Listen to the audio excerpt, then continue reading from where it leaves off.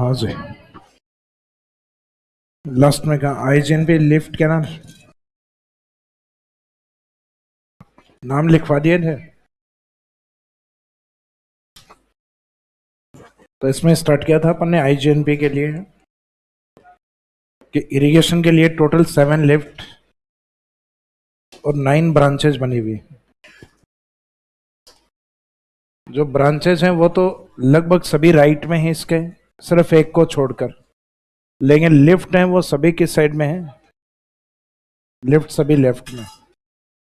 Left में क्यों है? क्योंकि लेफ्ट और का धरातल अपलैंड या उचावच के रूप में है, जिसमें जो सीक्वेंस है, इनके जो सीक्वेंसेस हैं ये आपको बताए थे, जिसमें एक तो याद रखने का तरीका था अपना कह चट पे रिपीट अगेन कह और गुरु की जय। तो लास्ट वाले तो एज इट इज सीक्वेंस में इसका मीनिंग एक तो कैसे और एक लास्ट में गुरु के जय। तो ये जय नारायण व्यास, गुरु जंबेश्वर, ये डॉक्टर करणी सिंह। स्टार्टिंग वाले इसमें चय पहले कै बाद में, इससे कोई मीनिंग नहीं है। पै पहले तय बाद में। तो चय वाला चौधरी कुंभाराम,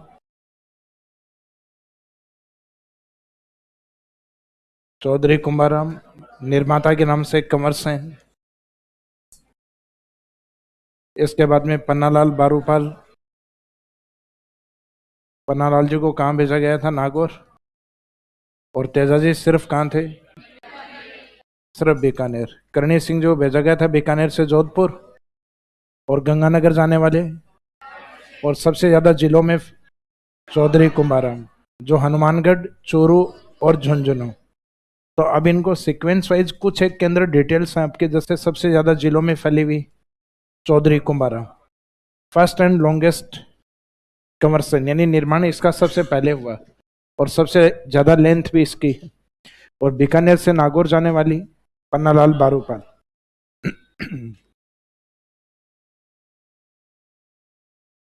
बीकानेर में बड़ी समस्या है फ्लोराइड की, इस कारण उस एरिया को अपन कहते हैं कुबड़ पट्टिया हम्प बेल्ट। अब उस एरिया में बिना फ्लोराइड वाला पानी यानी शुद्ध पेयजल, तो जैसे फ्लोराइड होता है उसको हटाने का मीनिंग है डी फ्लोराइड, डी फ्लोराइड का मीनिंग साफ पानी। तो यहाँ एक प्रोजेक्ट चलाया जाता है, नागौर की एक तहसील है जाइल। तो जाइल D fluoride drinking water project Nagaur में मुख्यतः किस प्रोजेक्ट के या किस लिफ्ट के ऊपर चलाया गया? तो नागौर जाने वाली केवल इनमें से पन्नालाल बारूपाल। तो पन्नालाल बारूपाल का इस ड्रिंकिंग वाटर प्रोजेक्ट को लेकर इंपॉर्टेंस है, जो कि नागौर की एक तहसील आती है जाइल। तो जाइल वाले क्षेत्र में D fluoride drinking water project, क्योंकि उस साइड में समस्या क्या है? Fluoride water. तो फ्लोराइड वाटर को साफ करने के लिए डी फ्लोराइड यानी साफ पानी पहुंचाने को कहेंगे डी फ्लोराइड। जैसे केमिस्ट्री में पढ़ते हो ना, ऑक्सीजन को हटाना हो डी ऑक्सीकरण, हाइड्रोजन को हटाना हो डिहाइड्रेशन। तेजाजी का इंपोर्टेंस है, ये जितनी भी लिफ्ट है इनमें सबसे छोटी लिफ्ट ये है, जो केवल एक जिले तक सीमित। तो इसका मीनिंग तेजाजी स्मॉलेस्ट, और इसके अपोजिट लॉन्गेस्ट कौन सी है? कंवर सेन, फर्स्ट कंवर सेन। नागौर की ओर जाने वाली पन्नालाल बारूपाल, जिसपे जाइल D fluoride drinking water project, और एक सबसे ज्यादा जिलों तक अप्रोच किसकी है? चौधरी कुंभारा। तो स्टार्टिंग की जो लिफ्ट है इनकी कुछ विशेषताएं हैं, लास्ट की जो लिफ्ट है उनकी विशेषता केवल उनके जिले ही हैं। इनमें कोई स्पेसिफिक पॉइंट नहीं, इनमें सिर्फ इनके जिले याद रखने। तो ये डायग्राम जो बनाया था उसमें फर्स्ट हेडिंग डाली है चौधरी कुंभारा, यानी डायग्राम के बाद इनके कैरेक्टरिस्टिक्स लिखेंगे, विशेषताएं। तो फर्स्ट है चौधरी कुंभाराम लिफ्ट।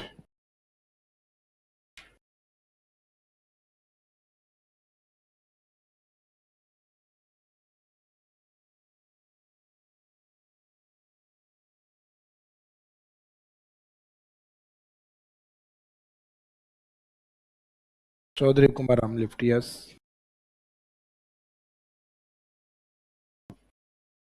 अच्छा, एसी वाला देख अन्ना, AC.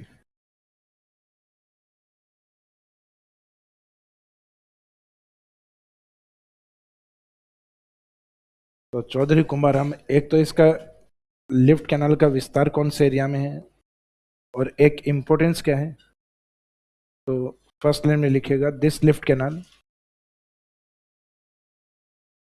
This lift canal extend in maximum districts. यह लिफ्ट नहर सर्वाधिक जिलों में विस्तृत है। This lift canal is extend in maximum districts.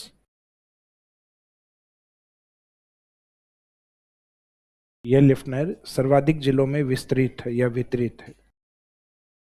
सर्वाधिक जिलों में विस्तृत या वितरित।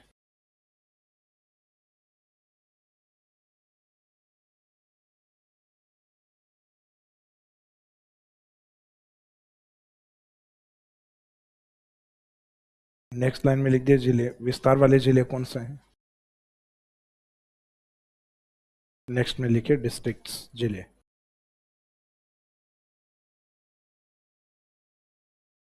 डिस्ट्रिक्ट में आपको बताए थे, एक तो सब में लगभग कॉमन है, जयनारायण में आज तक सब में कॉमन कौन चलेगा, बीकानेर। तो डिस्ट्रिक्ट इसमें बीकानेर, बीकानेर के बाद में हनुमानगढ़, हनुमानगढ़ के बाद में शेखावाटी में Churu and Jhunjhunu. Bikaner, Hanumangarh, Churu and Jhunjhunu.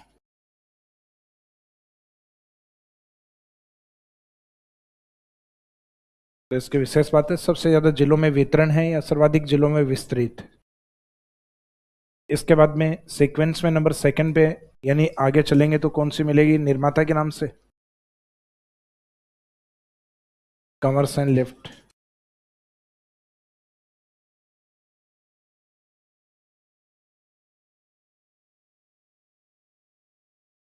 Kanwar lift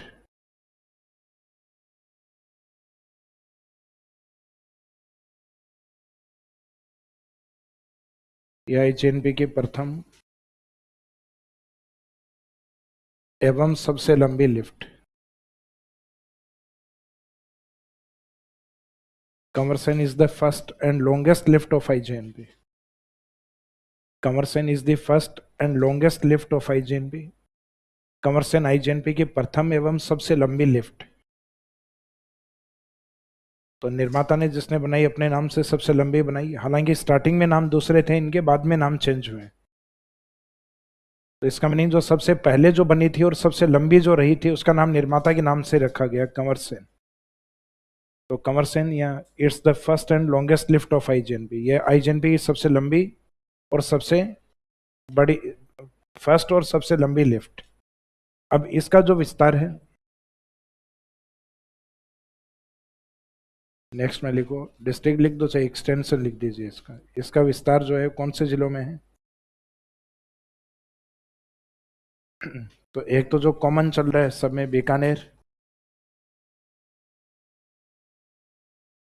और इन्होंने स्टार्टिंग में जहां नहर बनाई थी यानी गंग नहर, तो गंग नहर के इंजीनियर के रूप में भी यही थे कंवर सिंह। तो जिस दिन ट्रिक में हमने याद किया था कि बीकानेर से गंगा सिंह कंवर सेन कहाँ गए थे, जहां इन्होंने पहली जो कैनाल बनाई थी, तो बीकानेर से गंगानगर की ओर जाने वाले थे कंवर सेन। फिर सबको कहा कि भाई गंगानगर पीछे कोई नहीं आएगा, तो चौधरी जी फिर कहाँ गए थे, हनुमानगढ़। तेजा जी केवल कहाँ बैठे रहे, बीकानेर। नागौर भेजा था पन्नालाल को और करणी सिंह को भेजा था जोधपुर। तो इसका इंपॉर्टेंस फर्स्ट को लेकर और लॉन्गेस्ट लेकर, यानी पहली और सबसे लंबी लिफ्ट है। इसके बाद में नेक्स्ट सीक्वेंस में चलेंगे पन्नालाल बारूपाल।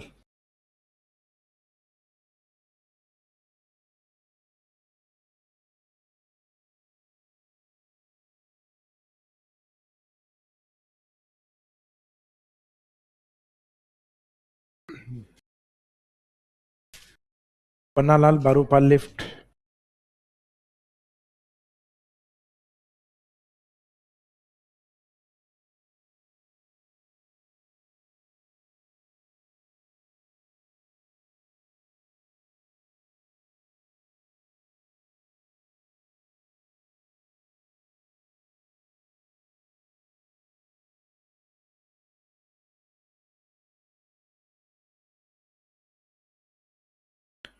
ये प्रोजेक्ट है जाइल, जो नागौर की तहसील। तो जाइल वाला हिसाब से डीडवाना कुचामन किस में है, नागौर में ही है क्या। अच्छा, नागौर के पास है तब चेंज नहीं करना, अदरवाइज अगर डीडवाना कुचामन जैसे ही मैप आ जाए तब फाइनली डिसाइड हो जाएगा। तो डीडवाना कुचामन में बाई चांस कुछ हिस्सा जाता है तो बाद में चेंज कर लेना है। लेकिन नागौर के अकॉर्डिंग अभी इसमें रखना है जाइल D fluoride drinking water project, यानी जाइल वाले क्षेत्र में शुद्ध पेयजल आपूर्ति के लिए आईजीएनपी से लिंक दिया गया है वहाँ जाइल तहसील के कुछ गांवों को। तो वो पार्ट जो जाइल डी फ्लोराइड प्रोजेक्ट चल रहा है वो किसके ऊपर चल रहा है, पन्नालाल। तो इसका इंपॉर्टेंस एक तो इस ड्रिंकिंग वाटर प्रोजेक्ट के लिए है और एक इसका जो विस्तार या वितरण है तो एक्सटेंट इन बीकानेर, एक तो डिस्ट्रिक्ट जो कॉमन चल रहा है। एंड इस प्रोजेक्ट के कारण इसका मीनिंग है नागौर भी आ रही है, दूसरा डिस्ट्रिक्ट इसमें नागौर याद रखना। तो इसमें फर्स्ट लाइन में लिखिएगा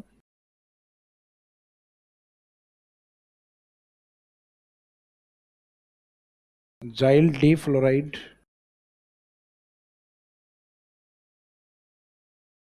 जाइल डी फ्लोराइड पेयजल परियोजना, पेयजल परियोजना ब्रैकेट में लिखे नागौर, इस लिफ्ट नहर पर संचालित जाइल D fluoride drinking water project is operated on this lift canal. Jail D-fluoride drinking water project is operated on this lift canal. जाइल डी फ्लोराइड पेयजल परियोजना इस लिफ्ट नहर पर संचालित। तो हालांकि डी फ्लोराइड देख के हमें समझ में आ जाएगा कि नागौर अजमेर के बीच का कहीं कोई प्रोजेक्ट है। तो अजमेर अपने आईजीएनपी से जुड़ा हुआ नहीं है, तो इसका मतलब ये प्रोजेक्ट कहाँ का है, नागौर का। तो वैसे जाइल लोकेशन से भी समझ में आ जाएगा, हालांकि ये समझ में उनके आएगा जो नागौर के हैं, तो उनको तो लोकेशन का ध्यान है कि जाइल कहाँ स्थित है, नागौर। बाकी डिस्ट्रिक्ट वालों को याद रखना पड़ेगा।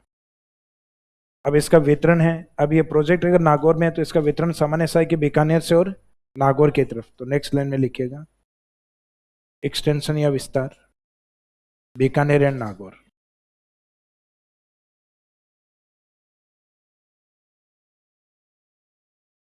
बीकानेर एंड नागौर। फिर जो इंपोर्टेंस में नेक्स्ट प्रोजेक्ट है वो तेजाजी के नाम से है। तो नेक्स्ट पॉइंट नंबर 4 में लिखिए तेजाजी लिफ्ट।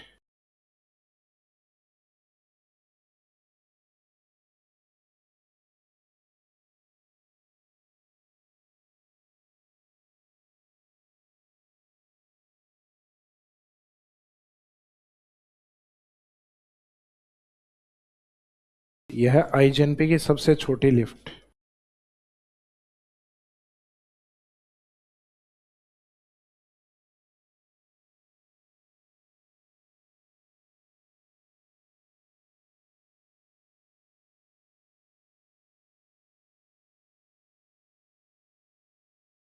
इसमें लिखिए it's the smallest lift off IGNP. यह आईजीएनपी की सबसे छोटी लिफ्ट है। वितरण में लिखे extension,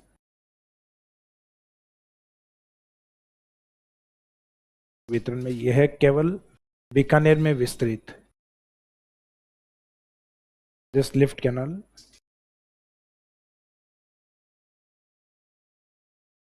only extend in Bikaner.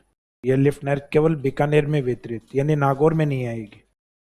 और इसमें गड़बड़ ये होती है तेजाजी का नाम देखते ही अपन इसको नागौर में, जबकि नागौर में रहेगी पन्नालाल और बारूपा।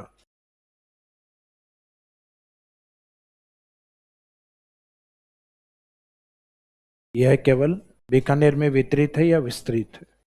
आगे वाली जो लिफ्ट कैनाल है उनमें सिर्फ उनके नाम है और उनके सिर्फ डिस्ट्रिक्ट है। तो इसके बाद में आगे कंटिन्यूस है, एक तो डॉक्टर करणी सिंह, गुरु जम्बेश्वर और लास्ट में जय नारायण व्यास। आगे next doctor Karni Singh lift.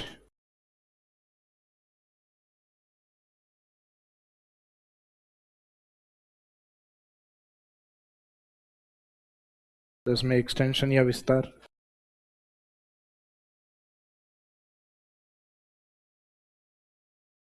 Bikaner, Bikaner के साथ दूसरा पार्ट जोधपुर। फिर इसके बाद में नेक्स्ट है गुरु जम्बेश्वर,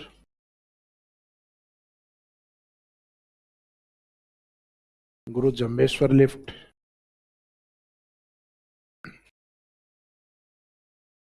गुरु जम्बेश्वर एक्सटेंड इन बीकानेर।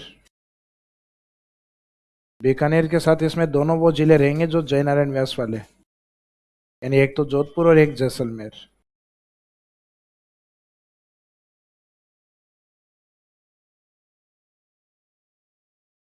क्योंकि लास्ट वाले दोनों जिले अपने पहले याद किए थे, एक तो जयनारायण व्यास, इसमें बीकानेर नहीं आएगा, केवल जोधपुर और जैसलमेर।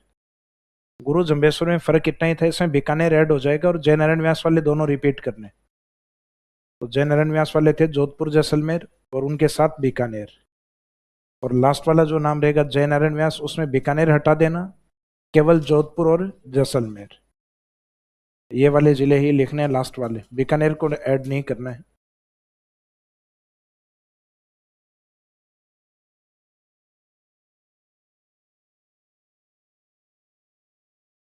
जयनारायण व्यास लिफ्ट,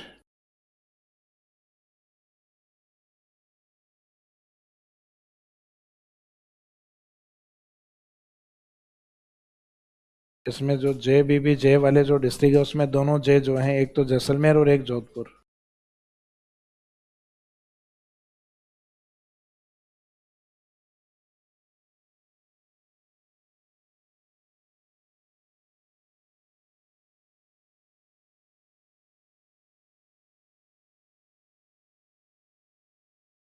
गुरु जंबेश्वर लिफ्ट, बीकानेर, जोधपुर, जैसलमेर। लास्ट वाले में जे और जे का मीनिंग है जोधपुर जैसलमेर, बीकानेर ऐड नहीं होगा।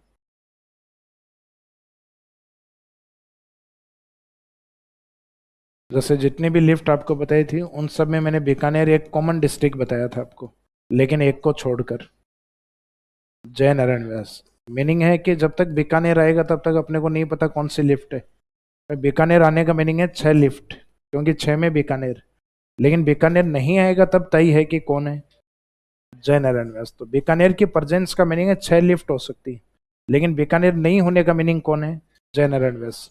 इसमें रहेगा जोधपुर और जैसलमेर, और सिर्फ बीकानेर है इसका मीनिंग तेजाजी। और बीकानेर से गंगानगर की ओर जा रहे हैं तो इंजीनियर कंवर सेन, हनुमानगढ़, चूरू, झुंझुनू तो चौधरी कुमारम, और बीकानेर से नागौर किसको भेजा गया, पन्नालाल को, और बीकानेर से जोधपुर करणी सिंह। और बीकानेर जोधपुर के साथ अगर जैसलमेर भी ऐड होता है तो गुरु जंबेश्वर, और बीकानेर हटने का मीनिंग है जयनारायण व्यास। अब IGNP की जितनी भी लिफ्ट है, ये लिफ्ट कैनल्स हैं, इन लिफ्ट कैनल्स की लेंथ है, ये लिफ्ट ज़्यादा इंपॉर्टेंट है क्योंकि इनमें पानी को लिफ्ट करके फिर सप्लाई किया गया, और लिफ्ट कैनल की लेंथ लगभग 1495 किलोमीटर, यानी IGNP की जो अप्रोक्सीमेट लेंथ मानते हैं अपन 649 किलोमीटर, यानी लगभग 700 किलोमीटर के आसपास। तो लिफ्ट की जो लेंथ है वो लगभग 1400 के ऊपर जाएगी, तो इसकी 1495 किलोमीटर।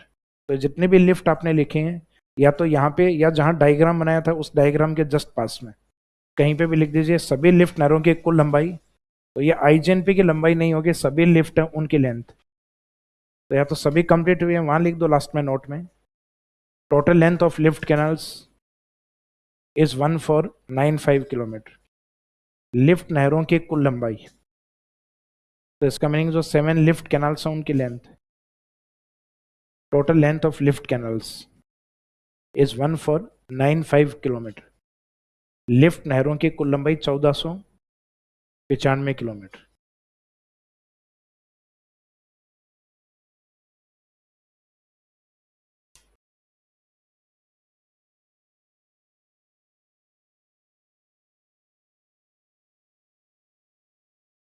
तो IGNP पर इरिगेशन को लेकर, सिंचाई को लेकर जो 7 लिफ्ट बनी हुई थी वो लिफ्ट अपने कंप्लीट हो गए, लेकिन इन लिफ्ट के आजकल कुछ ओल्ड नेम दिए गए हैं। ये हालांकि वैसे तो अपनी बुक से हट चुके हैं नाम, लेकिन एग्जामिनर कई बार क्या करता है, जब स्टार्टिंग में चेंज हुए थे तो जो पुराने वाले जो नाम थे ओल्ड नेम, और जैसे जो न्यू नेम रखे गए जो अपने लिखे हैं वो सारे अपडेट हैं, नए नाम है सारे।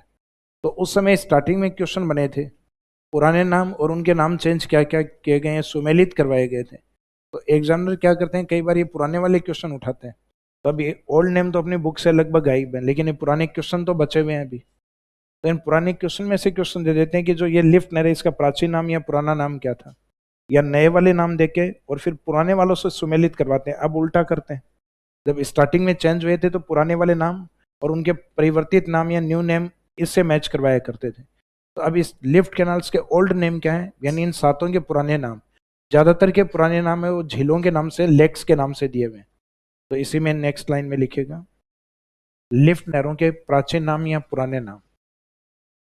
लिफ्ट नहरों के पुराने नाम, old name of lift canals. Old name of lift canals, lift नहरों के पुराने नाम।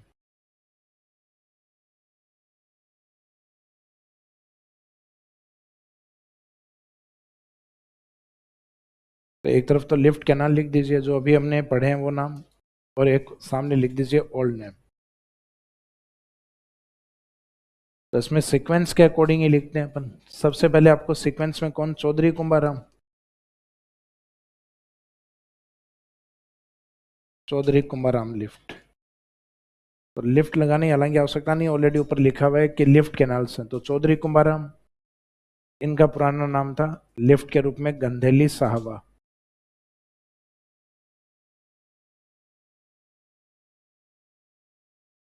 गंधेली साहबा, गधेड़ी मत लिख देना।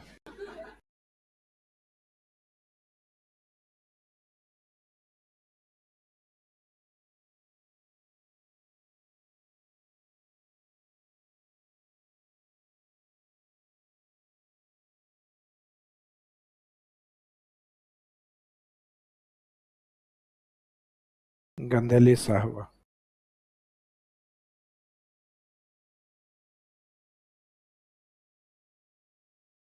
सीक्वेंस में इसके बाद में सेकंड कौन सी है, निर्माता के नाम से थी कंवर सेन। कंवर सेन का पुराना नाम जो है वो बीकानेर की खारे पानी की झील के नाम से। तो बीकानेर में खारे पानी की झील का नाम क्या है, लूणकरण सर। नाम ही नमक भरा हुआ है, लूण करण सर।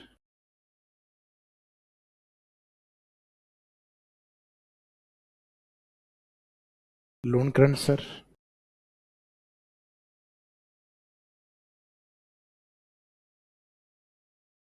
इसके बाद में नेक्स्ट सीक्वेंस में कौन सी है, पन्नालाल बारूपाल।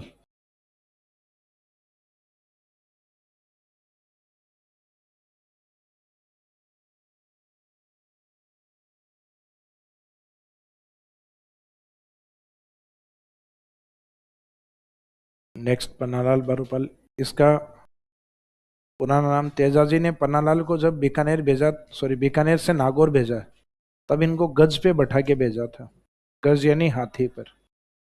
तो इसका पुराना नाम गज से याद रखना। पन्नालाल को किसके ऊपर बैठा के भेजा था, गज।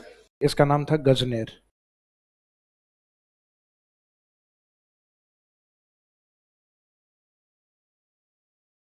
गजनेर लिफ्ट। गजनेर बीकानेर में मैंने मीठे पानी की झील करवाई थी आपको।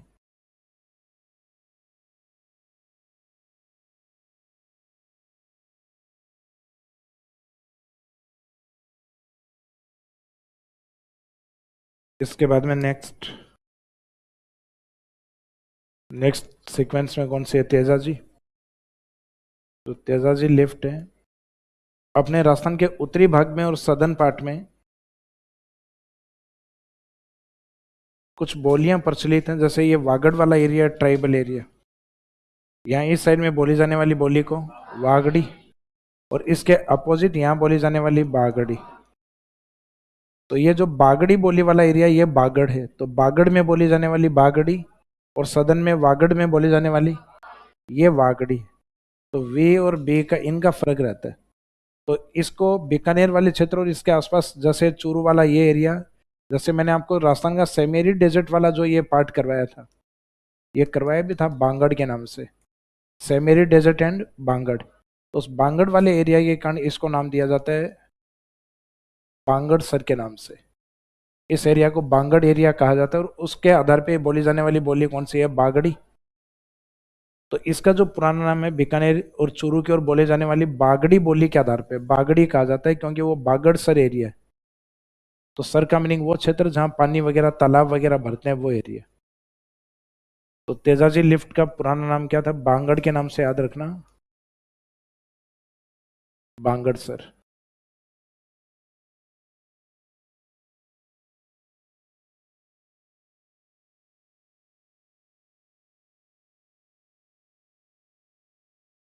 तो इसमें कल्चरल इफेक्ट है ज्यादा। और नीचे वाला जो होता है वो वागड़ी बोली वाला वागड़ होता है, वागड़ एरिया, और बोली जाने वाली बोली वागड़ी। भीलों की बोली को वागड़ी कहा जाता है।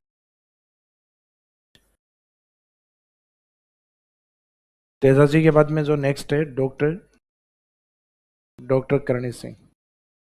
करणी सिंह का जो पुराना नाम है वो इनके नाम से ही स्टार्ट होता है, और बीकानेर की मीठे पानी की झील है उस नाम से। कैसे? कोलाइत।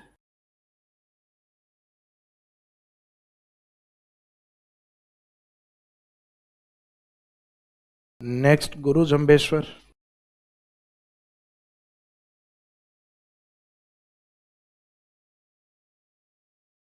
विश्नोई संप्रदाय के प्रमुख गुरु।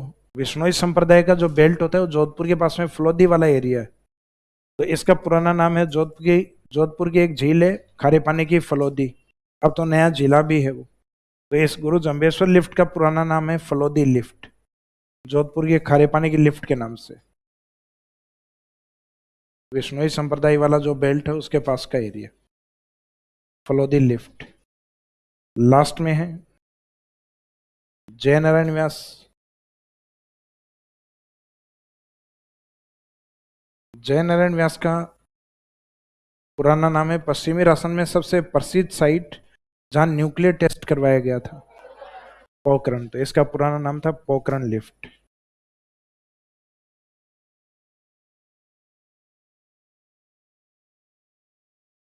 फिर उसके बाद में उस क्षेत्र में जोधपुर जैसलमेर में सबसे प्रमुख व्यक्तित्व कौन थे? जय नारायण व्यास, जिनका राजस्थान के एकीकरण में एक बड़ा योगदान रहा। तो इसका मीनिंग पोखरण के बाद में जब व्यक्ति के नाम से नाम रखा गया तब जय नारायण व्यास।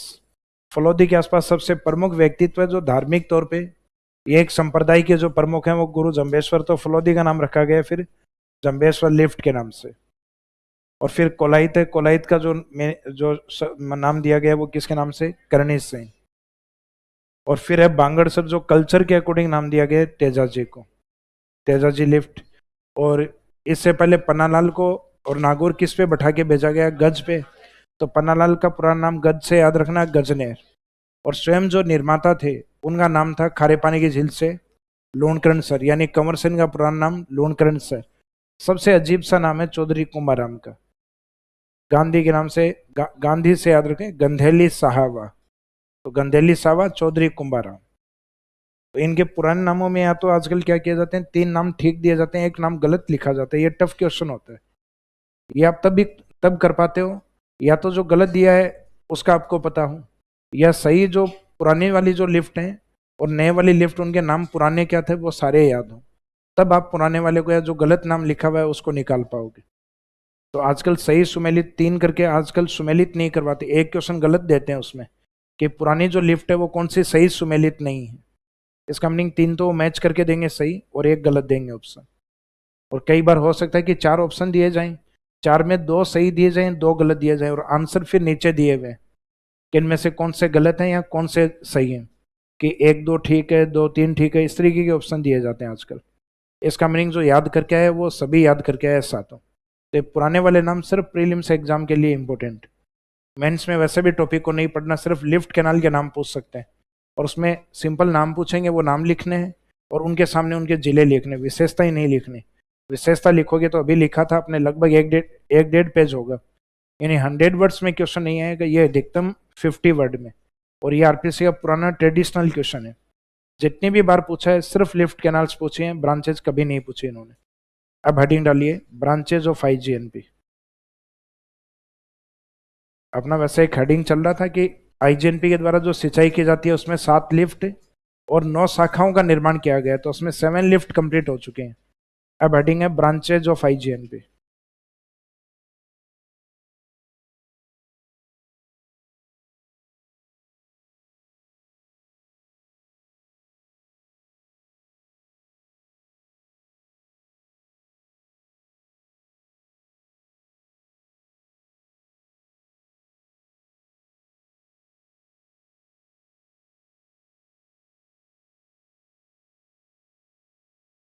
आईजीएनपी की शाखाएं।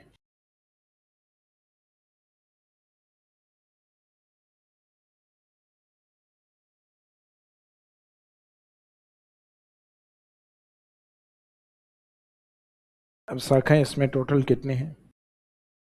शाखा ये 9 वाला पार्ट, 9 शाखाओं में मोस्टली इसमें राइट में बनी हुई है।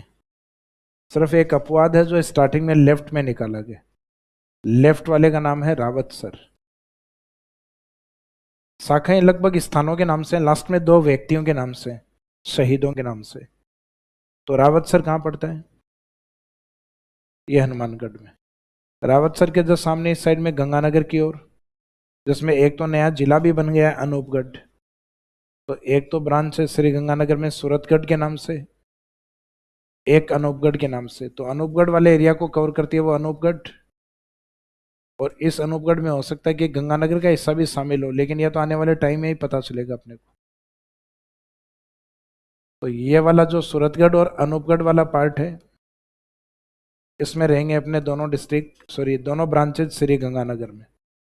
फिर गंगानगर के जस्ट नीचे बॉर्डर के ऊपर जो अपना डिस्ट्रिक्ट आता है वो आता है बीकानेर। अनूपगढ़ को एक बार छोड़ना है, क्योंकि जब तक नए मैप नहीं आते तब तक इनका आइडिया लगाना मुश्किल है। ये तो तय अनूपगढ़ अनूपगढ़ में तो होगी, लेकिन गंगानगर में काउंट किया जाए या नहीं किया जाए तो ये आने वाले टाइम में ही पता चलेगा कि गंगानगर में अगर इसका नए मैप में हिस्सा नहीं है तो फिर अनूपगढ़ में फिर यहाँ सिर्फ अनूपगढ़ लिख दिया जाएगा, और फिर गंगानगर में सिर्फ कौन सी रह जाएगी? सूरतगढ़।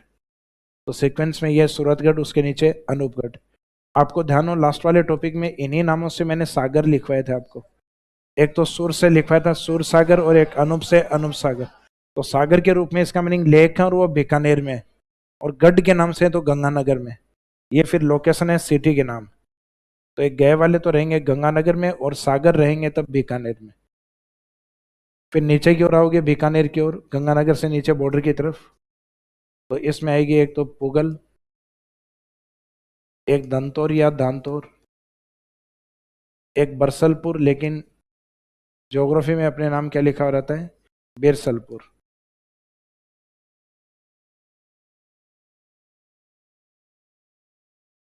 तो बिसलपुर और इसमें फर्क सिर्फ एक रह का है, अगर रह नहीं हो तो ये बिसलपुर ही पढ़ा जाए फिर। बाकी सही शब्द वैसे बरसलपुर है, वहाँ बरसलपुर बीकानेर, लेकिन लिखने में शब्द क्या लिखते हैं? बिरसलपुर। तो पुगल, दांतौर, बिरसलपुर, और एक है चारण वाला। कौन से वाला? चारण वाला। फिर लास्ट में 2 शहीदों के नाम से, एक शहीद बीरबल के नाम से,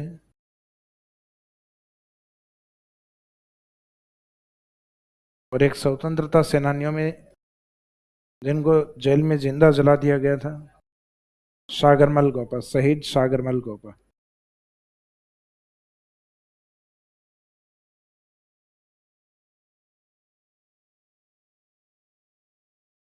तो इनमें जैसे अनूपगढ़ वाले, इन दोनों में गंगानगर, लास्ट वाले दोनों शहीद हैं। ये शहीद दोनों जैसलमेर में, शहीदों के नाम से जो है। बाकी ये वाला पुगल से लेके चारण वाला, बिरसलपुर, धनतौर, पुगल, ये सब आपके बीकानेर वाले। जिसमें एक चारण वाला ऐसा है जिसमें बीकानेर के साथ जैसलमेर भी काउंट होता है। इसमें 2 डिस्ट्रिक्ट याद रखने पड़ेंगे, क्योंकि बीकानेर से और फिर नीचे जैसलमेर की ओर भी एंट्री कर जाती है। तो चारण वाला बॉर्डर पे बीकानेर और फिर जैसलमेर, फिर आगे वाले केवल जैसलमेर। तो 2 तो लगभग लोकेशन आपको स्टार्टिंग वाली ध्यान है, गढ़ और गढ़ वाली, सूरतगढ़ और अनूपगढ़। क्योंकि सूरतगढ़ तो अपना एक थर्मल स्टेशन भी आता है, जैसे ही हम एनर्जी पढ़ेंगे तो उसके अंदर आएगा Suratgarh super thermal power plant, यानी जहाँ कोयले से बिजली बनाई जाती है, वो गंगानगर के अंदर। तो सूरतगढ़ और अनूपगढ़ ये गढ़ के रूप में तब, तो गंगानगर और सागर के रूप में तब, तब बीकानेर में फिर लेक के रूप में है। तो ये गढ़ और गढ़ वाले तो गंगानगर में, दोनों शहीद कहाँ के हैं? जैसलमेर में, और जो याद नहीं हो रहे सब बीकानेर में। इसका मीनिंग बीकानेर वालों को याद ही नहीं करना, सिर्फ नाम देखने हैं। तो जो याद नहीं हो रही वो किस जिले में? बीकानेर। और एक स्टार्टिंग में अपवाद है लेफ्ट साइड में, वहीं लेफ्ट में लिफ्ट होती है, सिर्फ एक ब्रांच है रावतसर हनुमानगढ़। तो रावतसर स्टार्टिंग में ही आता है हनुमानगढ़। फिर राइट साइड में बॉर्डर आता है गंगानगर, उसके नीचे बीकानेर, बीकानेर के नीचे जैसलमेर। नए वाले जिले को स्किप करना है अभी। और फिर जैसलमेर में मोहनगढ़ के आगे एक सब ब्रांच निकाली गई है, जो मैंने डायग्राम में इसका जो निर्माण वाला, उसमें बाबा रामदेव, वो एक सब ब्रांच के रूप में उपशाखा है, वो मेन ब्रांच नहीं है, मुख्य शाखा सिर्फ ही है। ये डायग्राम बनाए।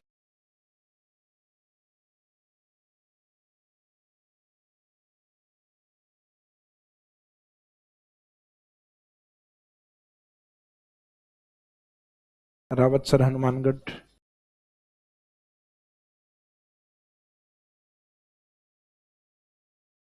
सूरतगढ़,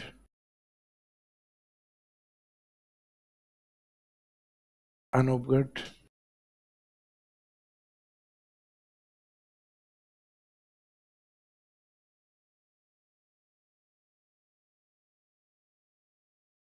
दंतौर या दांतौर,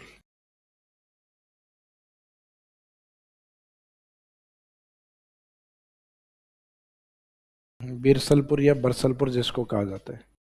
सही शब्द तो बरसलपुर होता है, BAR, लिखा हुआ यही रहता है। फिर बीकानेर जैसलमेर वाली चारण वाला,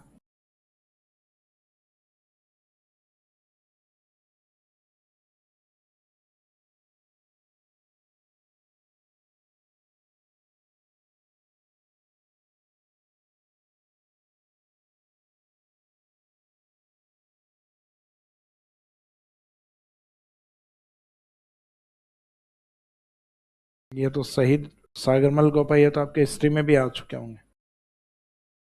आजादी के दीवाने और जैसलमेर का गोंडा राज, जिनकी प्रमुख पुस्तक रही है। तो ये लास्ट में दोनों शहीद का इंडिकेट करने हैं, जैसलमेर।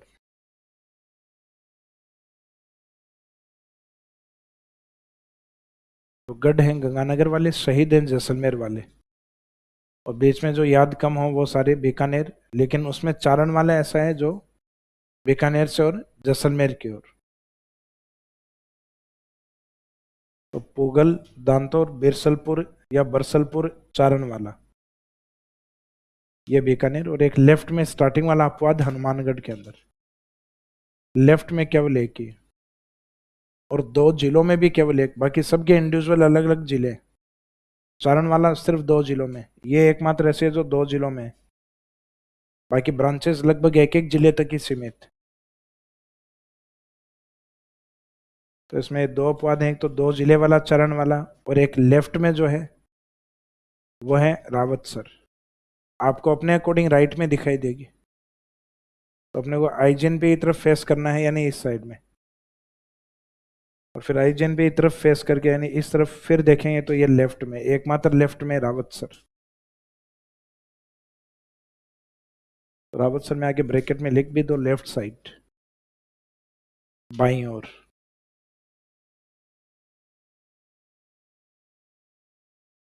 तो वैसे देखा जाए लेफ्ट साइड ऑफ IJNP का लेफ्ट होता है, हालांकि उसी के रेफरेंस में लिखा जाता है, अपने अकॉर्डिंग नहीं लिखा जाता।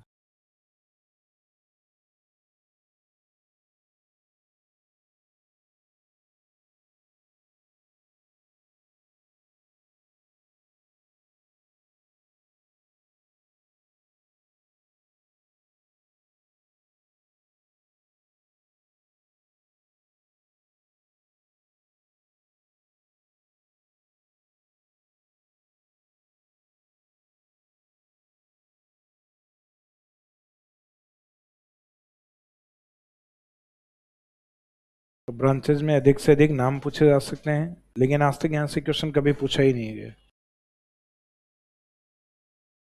क्वेश्चन मोस्टली आता है लेफ्ट से ही आता है इसमें। अब लास्ट में IJNP है, उस IJNP के अपने कुछ बेनिफिट्स हैं जो पश्चिमी राजस्थान या उत्तरी पश्चिमी राजस्थान को हुए हैं, और अधिक सिंचाई के कारण उस एरिया में कुछ नुकसान भी हुए हैं। तो IJNP को हम लास्ट में, एक क्वेश्चन है जो IJNP नहीं किसी भी कैनाल में इंप्लीमेंट कर सकते हो, कि IJNP के लाभ। तो IJNP के एडवांटेज या जो लाभ है वो किसी भी कैनाल के प्रॉफिट वही रहेंगे। जैसे राजस्थान के ERCP नहर के लाभ क्या हैं, तो ERCP के लाभ वही हैं जो IJNP के हैं। IJNP का क्या नुकसान हुआ है, तो IJNP से जो नुकसान हुए हैं, डिसएडवांटेज हैं, वही ERCP के डिसएडवांटेज होंगे। यानी अधिक पानी या एक्सेस वाटर करने पे क्या नुकसान होगा, वो IJNP के नुकसान में काउंट होता है। एज इट इज ERCP के नुकसान भी वही होंगे। तो किसी भी कैनाल के अंदर अगर लाभ और नुकसान पूछे जाएं, यानी फायदे और उसका एज ए उसको ब्लेसिंग और एज ए कस उसको अगर पूछा जाए कि यानी कोई भी नहर हमारे लिए वरदान क्यों है और अभिशाप क्यों है, नुकसानदायक क्यों है, तो उसमें एज इट इज वही लिखना जो हम IJNP में लिखेंगे। तो ये वरदान वाला या लाभ वाला और हानि वाला सिर्फ एक क्वेश्चन करेंगे, ये किसी भी कैनाल में इंप्लीमेंट किया जा सकता है। तो अब हेडिंग डालिएगा IJNP के लाभ एवं हानियां।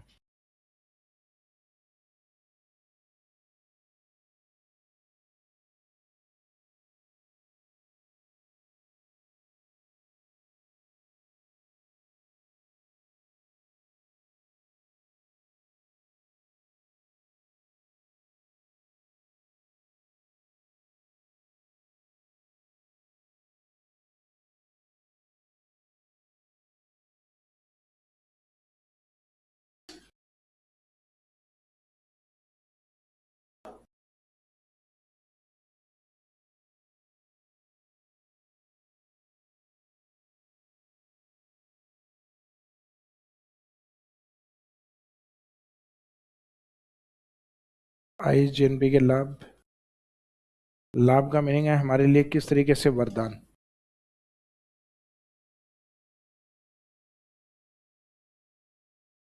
एवं हानियां, यानी डिसएडवांटेज, इससे नुकसान क्या हुए हैं, हमारे लिए किस तरीके से एक अभिशाप बनी। ऑल ओवर लास्ट में डिस्कस करके ये बताना है कि वरदान है वो तो ठीक है, लेकिन जो अभिशाप जिस कारण हमें नुकसान हुए हैं उसको हम किस तरीके से दूर कर सकते हैं। तो हानियों के साथ उनके सॉल्यूशन भी लिखने होते हैं कि इससे ये नुकसान हुआ है, सैलिनिटी बढ़ी है, वाटर लॉगिंग की प्रॉब्लम बढ़ गई, डेजर्ट बायोडाइवर्सिटी है वो धीरे धीरे कम हो रही है, क्योंकि जहाँ पानी आएगा वहां तय है बायोडाइवर्सिटी इंक्रीज होगी वहाँ, लेकिन वहाँ वो प्लांट धीरे धीरे समाप्त हो जाएंगे जो वहाँ के नेचुरल वेजिटेशन है। लेकिन अब कैक्टस का प्लांट है वो नहीं रह पाएगा, क्योंकि उसमें कंटिन्यूस आप पानी डालोगे कैक्टस खराब हो जाएगा। इसका मीनिंग उस प्लांट की जड़ें हैं, रूट्स हैं, वो कुछ दिन बाद खराब हो जाएगी, क्योंकि उस प्लांट को आदत है मुख्यतः एरिड या शुष्क दशाओं को सहन करने की। तो कुछ ऐसे प्लांट होते हैं जो नमी को ज्यादा सहन कर सकते हैं, यानी हाइड्रोफाइट प्लांट, और कुछ ऐसे पादप हैं जो सूखे को अधिक सहन कर सकते हैं। तो इसका मीनिंग है आईजीएनपी के कारण पश्चिमी राजस्थान में बायोडाइवर्सिटी तो बढ़ रही है, लेकिन जो डेजर्ट कंडीशन वाली बायोडाइवर्सिटी है वो क्या हो रही है, डिक्रीज हो रही है। और जिस एरिया में कैनाल निकलेगी, सामान्य सी बात है वहां लैंड डिस्प्यूट्स बढ़ेंगे। भाई पहले जमीन का कोई उपयोग नहीं था, अब जमीन का इंपॉर्टेंस बढ़ गया, और जमीन का जैसे ही इंपॉर्टेंस बढ़ता है उस पर डिस्प्यूट्स तभी बढ़ते हैं। और अगर कोई जमीन का इंपॉर्टेंस ही नहीं है, फॉर एग्जाम्पल कोई आर्मी एरिया का ट्रेनिंग सेंटर और उसके पास में 100 बीघा जमीन पड़ी, अब वहाँ रोज गोलियां चलाते हैं, और कई बार पाकिस्तान भी उधर से भी गोलियां चलाते हैं, तो एक आधी बार किसी व्यक्ति की डेथ भी हो गई। अब लोग खेत में जुताई के लिए भी नहीं जाते, क्या पता कब गोली की चपेट में आ जाए। उस जमीन का कोई इंपॉर्टेंस नहीं। एक दिन सरकार ने वहां दीवार बना दी और पता चला कि उस खेत में और मुख्यतः जिप्सम का या फिर पेट्रोलियम का कोई भंडारण मिल गया, तो अब गवर्नमेंट ने अचानक उसकी 5 गुना या 10 गुना रेट बढ़ा दी। अब जैसे उसकी रेट बढ़ी तो बाद में उसके मालिक पूरे दिन ही खेत में बैठे रहेंगे कि अब हमारे खेत की वैल्यू ये हो गई। अब गवर्नमेंट वाले जो आएंगे उनके साथ हम एक समझौता करेंगे भी हमें रेट और ज्यादा दिए जाए। तो इस तरीके से जैसे कुछ किसानों की जमीन होती है ना सस्ते में, गवर्नमेंट उसको अधिग्रहण कर लेती है, लेकिन कुछ किसान उसका विरोध करते हैं और कोर्ट में केस के लिए जाते हैं। जैसे जयपुर के चारों रिंग रोड वाला मैटर, तो रिंग रोड पूरी जयपुर में क्यों नहीं बन पा रही, उसका एक बड़ा मुद्दा यह है कि जो थोड़े कम प्रभावशाली किसान थे उन्होंने तो डीएलसी रेट या उससे थोड़ा बहुत जो रेट उनको दिया तो उसके अंदर समझौता कर लिया, लेकिन कुछ प्रभावशाली किसान थे जिनकी जमीन बड़ी थी या अप्रोच वाले थे, उन्होंने गवर्नमेंट के साथ उनके केसेस चल रहे हैं। अब जब तक सरकार उनको उनकी डीएलसी रेट से और ज्यादा, यानी वो 3 गुना 4 गुना या 5 गुना जो रेट मांग रहे हैं, जब तक नहीं देंगे, यानी जो मार्केट वैल्यू जो है अभी, तो डीएलसी रेट जो गवर्नमेंट की जो चलती है वो मार्केट रेट से हमेशा कम रहती है, डाउन रहती है। तो इसमें भी ऐसे कुछ हानियां नुकसान हुए आईजीएनपी से, वो नुकसान भी हम देखेंगे। स्टार्टिंग में इसमें इसको एज ए ब्लेसिंग या एज ए एडवांटेज के रूप में देखेंगे। तो ये हेडिंग डाल के, यानी एज इट इज क्वेश्चन मानिए आप एग्जाम का, ये आईजीएनपी और ईआरसीपी इन दोनों में से किसी पे भी आ सकता है। अब आईजीएनपी पे आ रहा है तो आईजीएनपी ऐड हो जाएगा, ईआरसीपी आ रहा है तो ईआरसीपी। बेनिफिट में सेम पॉइंट लिखे जाएंगे एक आधे पॉइंट को छोड़कर। जैसे आईजीएनपी है, इससे पश्चिमी राजस्थान में मरुस्थलीकरण कम हुआ है। अब ईआरसीपी में आप ये नहीं लिख पाओगे, क्योंकि ईआरसीपी तो है ही वहां पे जहां मरुस्थल नहीं है, क्योंकि वो बन रही है राजस्थान के पूर्वी भाग में, ईस्टर्न राजस्थान में जो कैनाल प्रोजेक्ट है वो ईआरसीपी। तो एक आधा पॉइंट अपने को जो सोच के रखना है कि आईजीएनपी वाला ये नहीं लिख पाएंगे, बाकी एज इट इज कॉपी कर सकते हो ईआरसीपी में। तो मीनिंग है कि कैनाल्स में लाभ सिर्फ एक कैनाल का ही पढ़ना है और हानि भी एक की पढ़नी है, उनको बाकी सब में इंप्लीमेंट कर सकते हो। तो ये एक तरीके से एक क्वेश्चन है कि describe the IGNP as a blessing or as a curse for Rajasthan state. IGNP Rajasthan के लिए एक एडवांटेज है या इसके लिए एक कस या एक अभिशाप है। तो अपने को पहले दोनों ही पॉइंट बताने की, एडवांटेज है तो उसके लाभ क्या क्या है वो बताने, फिर डिसएडवांटेज या एज ए कस के रूप में है तो उसकी हानियां बतानी, लेकिन हानियों के साथ उसके सॉल्यूशन भी बताने कि ये जो नुकसान है इसको हम इस तरीके से दूर कर सकते हैं। और फिर लास्ट में एक कंक्लूजन लाइन लिखनी है कि after all this solution IGNP as a blessing for Rajasthan state, यानी इन हानियों से होने वाले जो नुकसान है उनके उपाय के बाद आईजीएनपी राजस्थान के लिए सिर्फ क्या है, एक वरदान। अगर ये एक अभिशाप होता तो इसको बंद कर दिया जाता। इसका मीनिंग एडवांटेज कहीं ज्यादा है, नुकसान सीमित है या कम है, जिनको भी हम दूर कर सकते हैं। तो ये एज इट इज लिख के इसमें आगे एक क्वेश्चन मार्क लगा दीजिए। ये 100 वर्ड्स में आ सकता है। अब इसमें स्टार्टिंग पार्ट ये वाला कवर करेंगे, ब्लेसिंग या एडवांटेज वाला।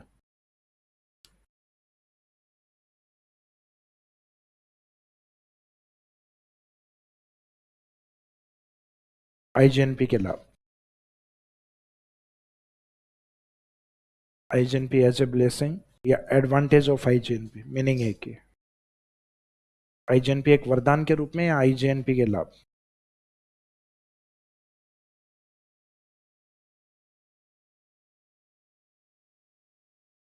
तो आप तो आईजीएनपी के ऊपर भी मत सोचो, आप तो ये सोचो कि आपके खेत में पानी नहीं था और अचानक उस एरिया में पानी आ गया, वाटर की प्रेजेंस उस एरिया में अचानक हो गई, जल उपलब्ध हो गया, तो उससे क्या क्या फायदे हो सकते हैं। तो एक तो अपना जो निकटतम जो राज्य है इस साइड में पंजाब और हरियाणा, पंजाब हरियाणा वो स्टेट माने जाते हैं जहां पे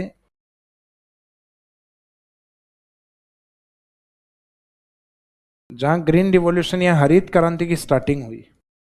हरित क्रांति ये इंडियन इकोनॉमी वाला पार्ट हो गया आपका। ग्रीन रिवॉल्यूशन पढ़ा होगा आपने, नहीं पढ़ा अभी? अच्छा, ये एक प्रशांत सर की क्लासेस होंगी, एग्रीकल्चर वाला एक टॉपिक दिया हुआ है आपका, उसमें आएगा एक ग्रीन रिवॉल्यूशन या हरित क्रांति वाला टॉपिक। तो हरित क्रांति वाला जो पार्ट है उसकी शुरुआत अपने मानी जाती है पंजाब हरियाणा। अब हरित क्रांति इस क्षेत्र में स्टार्ट क्यों हुई? क्योंकि हाइल्डिंग वेराइटीज वाले जो बीज होते हैं उनकी रिक्वायरमेंट इरिगेशन या सिंचाई ज़्यादा होती है, और सिंचाई की सुविधाएं जितनी पंजाब हरियाणा में थी उतनी किसी दूसरे स्टेट में नहीं थी। इनमें भले ही बारिश कम हो रही हो, लेकिन एक तो हिमालय की नदियां नजदीक हैं इनसे, इस कारण वो वाटर सोर्स हिमालय सोर्स अधिक है, और उनके ऊपर कई बड़े बैराज और डैम बनाए गए हैं जिनसे कैनाल निकाली गई हैं। तो नहरों के द्वारा ज्यादा सिंचाई है, इस कारण सिंचाई है, वर्षा नहीं है यहाँ। जैसे राजस्थान का उत्तरी पश्चिमी भाग है कम वर्षा वाला भाग जहाँ सिंचाई अधिक होती है, तो राजस्थान के उत्तरी पश्चिमी भाग में सिंचाई अधिक क्यों होती है? तो सिंचाई अपने आप में एक आर्टिफिशियल अप्रोच होती है जो किसान अपने साधनों से जुगाड़ करता है, या गवर्नमेंट कुछ अप्रोच के माध्यम से किसान तक पानी पहुंचाती है। तो ये एक इरिगेशन की आर्टिफिशियल अप्रोच है। मानसून का आने का मीनिंग है नेचर का साथ है, क्योंकि मानसून का जहाँ इफेक्ट बेटर होगा वहाँ इरिगेशन साधन कम होंगे। जैसे सदर्न इंडिया के अंदर सिंचाई के साधन बहुत ज़्यादा नहीं है उनके पास, जबकि भारत के उत्तर पश्चिम में इरिगेशन ज़्यादा डेवलप हुई है, सिंचाई अधिक डेवलप हुई है। क्यों? क्योंकि यहाँ मानसून का लेस इफेक्टिव मानसून होता है। तो इसका मीनिंग मानसून का प्रभाव जहाँ कम होगा वहाँ सिंचाई ज़्यादा होगी, और जहाँ मानसून अधिक होगा वहाँ फिर सिंचाई कम या ना के बराबर होती। भाई ऐसा तो कभी हमने सुना ही नहीं कि बारिश हो रही थी और माली छाता लेके पौधों में पानी डालने गया था, और जब बारिश ही हो रही थी तो छाता लेकर पानी डालने क्यों गया फिर? तो इसका मीनिंग जहाँ मानसूनी वर्षा है वहां फिर इरिगेशन की आवश्यकता नहीं। तो एक तो आईजीएनपी के कारण हमारे ये पॉसिबल हो पाया, सिंचाई सिंचाई पॉसिबल होगी तो हम इन बीजों की रिस्क ले सकते हैं कि अपने खेतों में ये डाल सकते हैं, क्योंकि ये महंगा आता है हाइल्डिंग वेराइटीज, और ये जब डालेंगे तो तय है कि इस बीज को सरवाइव करने के लिए कुछ कीटनाशक यानी पेस्टिसाइड यूज करेंगे, इसकी ग्रोथ के लिए केमिकल फर्टिलाइजर यूज करेंगे। तो इसके लिए हमने उर्वरक को बढ़ा दिया खेतों में, हालांकि उर्वरक में ज्यादा कौन सा डाला? Chemical fertilizer. तो इन सब के कारण, ग्रीन रिवोल्यूशन के कारण या आईजीएनपी के कारण उत्तरी पश्चिमी राजस्थान में खाद्यान्न उत्पादन में बढ़ोतरी हुई, या सिंपल इसको लिख सकते हो आईजीएनपी के कारण हरित क्रांति की शुरुआत हुई। मीनिंग वही है, क्योंकि खाद्यान्न उत्पादन इस रिवॉल्यूशन से बढ़ा था, इस क्रांति से बढ़ा था। तो लाभ वाले पार्ट में लिखेगा फर्स्ट पॉइंट,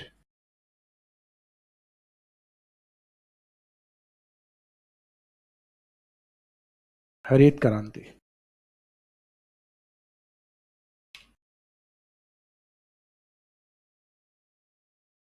ग्रीन रिवॉल्यूशन,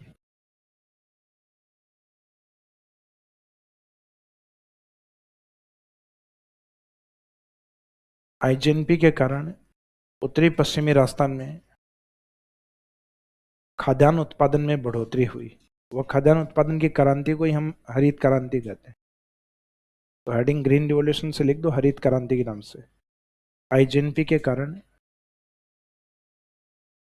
उत्तरी पश्चिमी राजस्थान में खाद्यान्न उत्पादन में बढ़ोतरी हुई।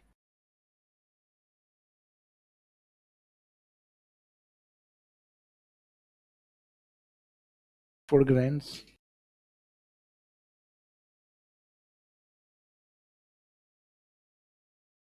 Food grains increased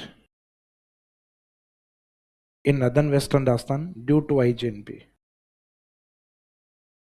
Food grains increased in northern western Rajasthan due to IGNP.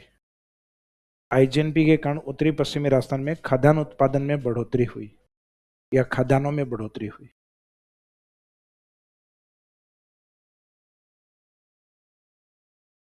तो खाद्यान्नों में बढ़ोतरी के पीछे क्रांति कौन सी थी? ग्रीन रिवॉल्यूशन या हेडिंग।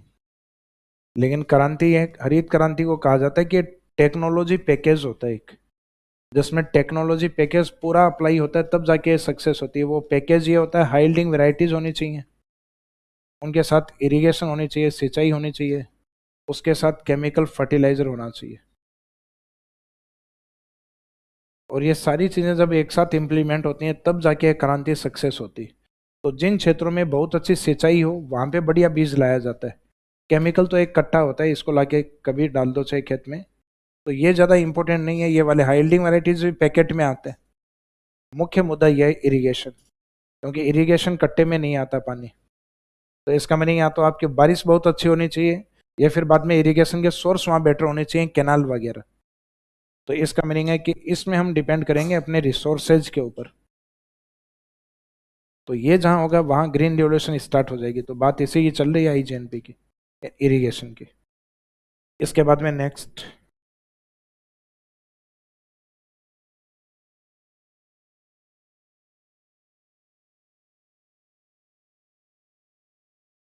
है पाश्चर लैंड, चारागाह भूमि। चारागाह भूमि, ग्रेजिंग लैंड भी लिख सकते हो। आईजीएनपी के कारण, आईजीएनपी के कारण पश्चिमी राजस्थान में या उत्तरी पश्चिमी दोनों लिख दो। आईजीएनपी के कारण पश्चिमी राजस्थान में चारागाह भूमियों में बढ़ोतरी हुई है।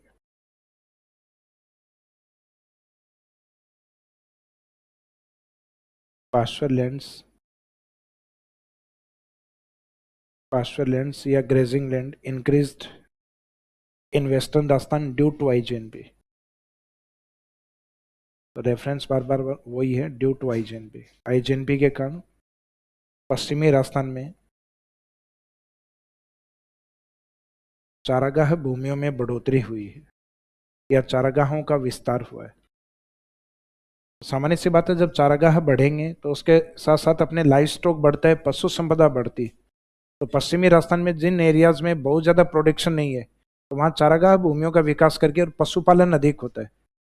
तो पश्चिमी राजस्थान में पशु अधिक पाले जाते हैं। ये डेजर्ट में भी मैंने लिखवाया था एक पॉइंट कि पशु संपदा पश्चिमी राजस्थान में अधिक है। For example Barmer and Jodhpur जिलों के नाम भी लिखवाए थे वहां। अब जैसे जैसे खाद्यान्न उत्पादन में बढ़ोतरी होगी, पशु संपदा या पाश्चर लैंड बढ़ेंगे, तो इसका मीनिंग है किसान का जो सोशल और इकोनॉमी स्टेटस है वो धीरे धीरे क्या करेगा, इंप्रूव होगा, वो उसमें बढ़ोतरी होगी।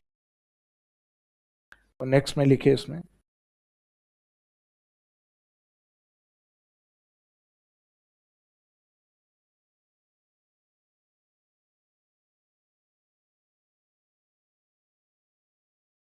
सामाजिक एवं आर्थिक स्थिति।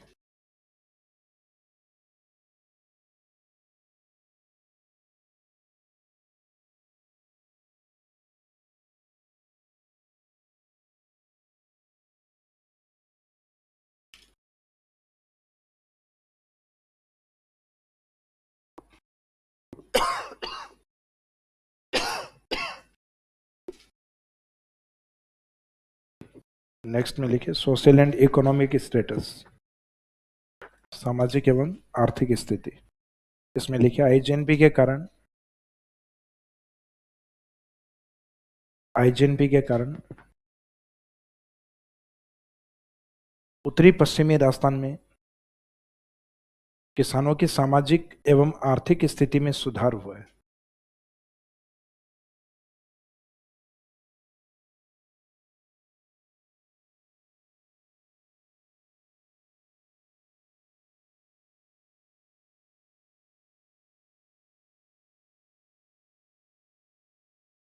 आईजीएनपी के कारण उत्तरी पश्चिमी राजस्थान में किसानों की आर्थिक एवं सामाजिक स्थिति में या सामाजिक एवं आर्थिक स्थिति में सुधार हुआ है।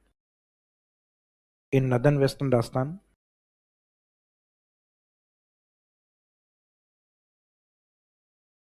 social and economic status have been improved of farmers due to IGNP.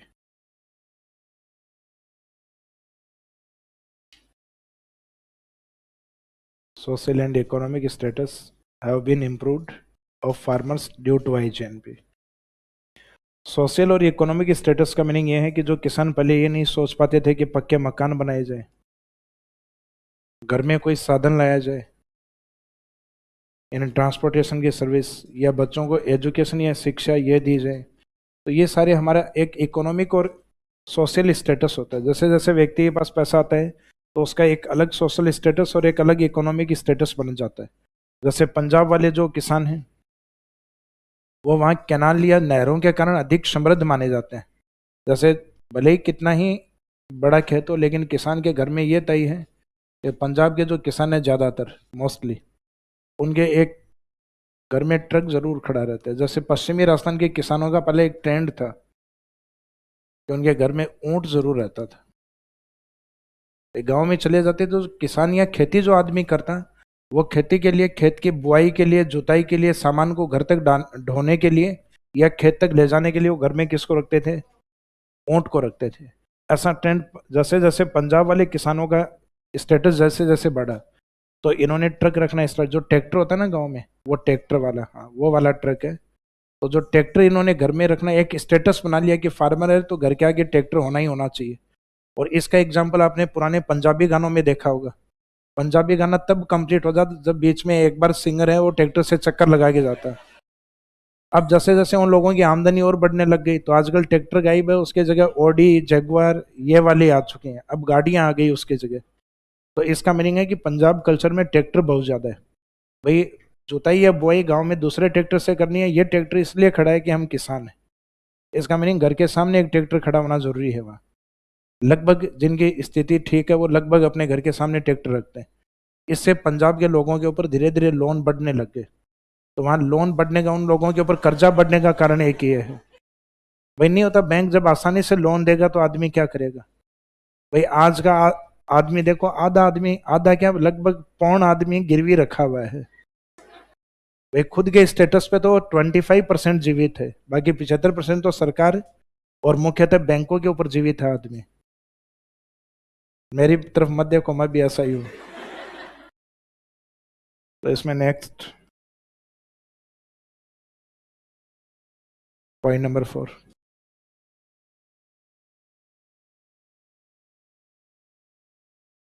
Biodiversity या जैव विविधता।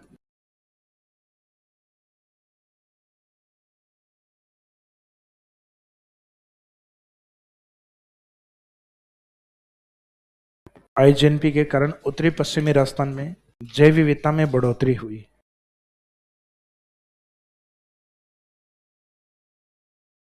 Biodiversity has increased in northern western Rajasthan due to IGNP. IGNP के कारण उत्तरी पश्चिमी राजस्थान में जैव विविधता में बढ़ोतरी हुई है। Biodiversity has increased in northern western Rajasthan due to IGNP.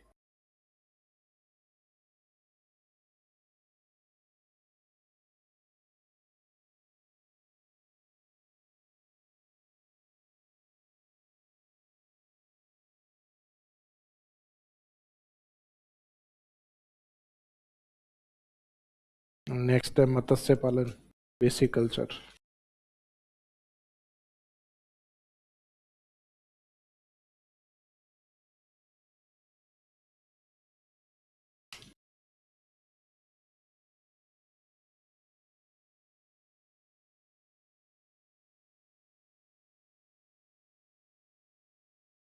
इसमें लिखे beginning of fisheries in Hanumangarh and Sriganganagar. यानी जिस एरिया में आईजीएनपी है उस एरिया में धीरे धीरे एक समस्या आने लग गई खेतों में, या तो सिंचाई अधिक करने के कारण या कुछ जगह कैनाल से वाटर लीकेज भी हुए। जैसे एक निश्चित समय के बाद में मरम्मत की आवश्यकता होती है, तो कैनाल में जहाँ मरम्मत नहीं होती वहाँ पानी लीक होना स्टार्ट करता है। जैसे अपने गांव में अपन टंकी होती है अपने पानी की, उसमें कई बार एक तरफ लीकेज आ जाता है, तो अपनी आदत तो वही है ऊपर तक भरने की, लेकिन कुछ समय बाद उस क्रैकिंग से पानी निकल के एक तरफ पानी इकट्ठा होता है। अब गलती से रात को अपन मोबाइल पे बात करते हुए जा रहे थे और यहाँ पाँव टिका, पाँव टिकते ही अंदर कीचड़ में, तो ये जमीन कंटिन्यूस गिली होने के कारण ये कीचड़ की तरह हो जाती है, मार्सी लैंड में कन्वर्ट हो जाती है। अब जैसे पाँव नीचे जाता है फिर निकालने के प्रयास में चप्पल टूट जाती है अपनी। तो ये जो समस्या होती है ये होती है अपने पानी के भराव वाले एरिया में, यानी वाटर लॉगिंग वाले एरिया में। इसको कहा जाता है सेम की समस्या, नमी की समस्या। इसका मीनिंग जिन एरिया में नमी बहुत ज्यादा आ चुकी है वहां किसानों ने क्या किया, अपने खेत के अंदर पॉलीथीन या प्लास्टिक बिछा के और उसमें अब धीरे धीरे मत्स्य पालन करना स्टार्ट कर दिया, क्योंकि खेती में बुआई तो पॉसिबल नहीं है। भाई बुआई करने के लिए जाओगे तो हल चलाते चलाते जमीन में बैठते जाते हो। कई खेतों में नमी इस स्तर पे है। तो वो समस्या है वाटर लॉगिंग की समस्या, जो हम समस्याओं में पढ़ेंगे। तो जिन क्षेत्रों में समस्याएं अधिक हो गई वहां धीरे धीरे लोगों ने, पानी अधिक हो चुका है वहां मत्स्य पालन स्टार्ट कर दिया, पीसी कल्चर। और ऐसा मुख्यतः हनुमानगढ़ गंगानगर में अधिक प्रचलन में आए। तो इसमें मत्स्य पालन, तो मत्स्य पालन की हम वहां सोच सकते हैं जहाँ या तो झील हो या समुद्री भाग हो, लेकिन हमने डेजर्ट में मत्स्य पालन स्टार्ट कर दिया, श्री गंगानगर और हनुमानगढ़। तो किसके कारण? आईजीएनपी के कारण। तो इसमें मत्स्य पालन में लिखेगा श्री गंगानगर एवं हनुमानगढ़ में मत्स्य पालन की शुरुआत। यूकेलिप्टिस, प्लांटेशन ऑफ यूकेलिप्टिस, सफेदे के पेड़ लगाना, जो आगे हम समस्याओं में लिखेंगे आगे। सफेदे के पेड़ की वाटर कैप्चरिंग कैपेसिटी बहुत ज्यादा होती है। जहां जहां सफेदा होता है वहां सिर्फ सफेदा ही होता है, वहां कोई दूसरा प्लांट ग्रोथ नहीं कर पाता, क्योंकि वो नमी को समाप्त कर देता है अदर प्लांट्स की। तो इसमें लिखेगा श्री गंगानगर एवं हनुमानगढ़ में मत्स्य पालन की शुरुआत। तो fish, beginning of fisheries in Shri Ganganagar and Hanumangarh.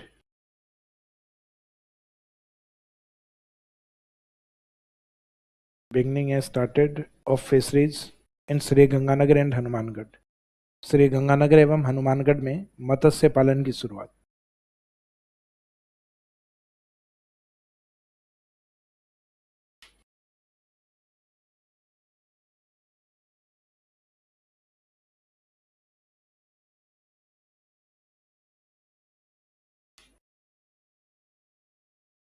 Next, जल विद्युत या हाइड्रो पावर।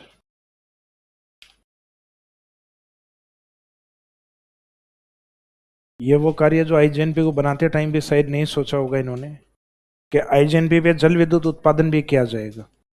तो आईजीएनपी का ये जो राइट साइड वाली जो ब्रांचेज हैं, सूरतगढ़, अनूपगढ़, पूगल, दंतौर को छोड़ के बिरसलपुर, चारण वाला, तो ये जो 4-5 ब्रांचेज हैं, जिसमें एक तो श्री गंगानगर की शाखाएं और एक बीकानेर की ब्रांचेज, इनके ऊपर टर्बाइन यूनिट, क्योंकि ब्रांचेज में क्या होता है पानी स्लोप के अकॉर्डिंग निकलता है, लिफ्ट में तो पानी ऊपर उठाना होगा, तो जो स्लोप की तरफ पानी निकलता है उनमें छोटे टर्बाइन यूनिट लगे हुए हैं।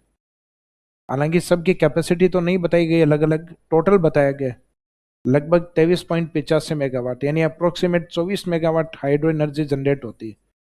तो आईजीएनपी पर जल विद्युत उत्पादन की शुरुआत, इस पे लिखिएगा जल विद्युत उत्पादन में hydro power production capacity of IGNP.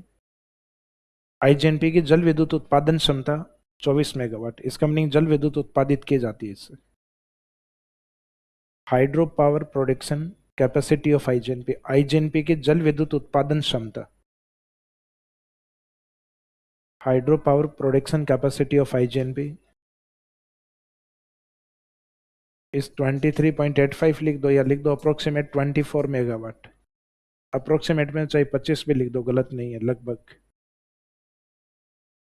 तो लगभग में 1-2 यूनिट का कोई डिफरेंस फर्क नहीं है, अगर आपने अप्रोक्सीमेट लिख दिया तो लगभग 24 मेगावाट।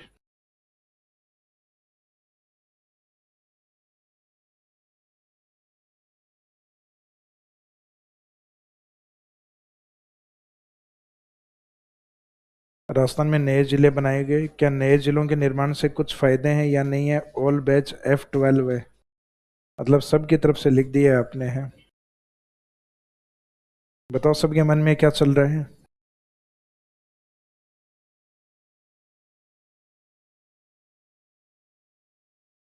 भाई जिलों के जितने फायदे हैं नुकसान भी हैं उनके।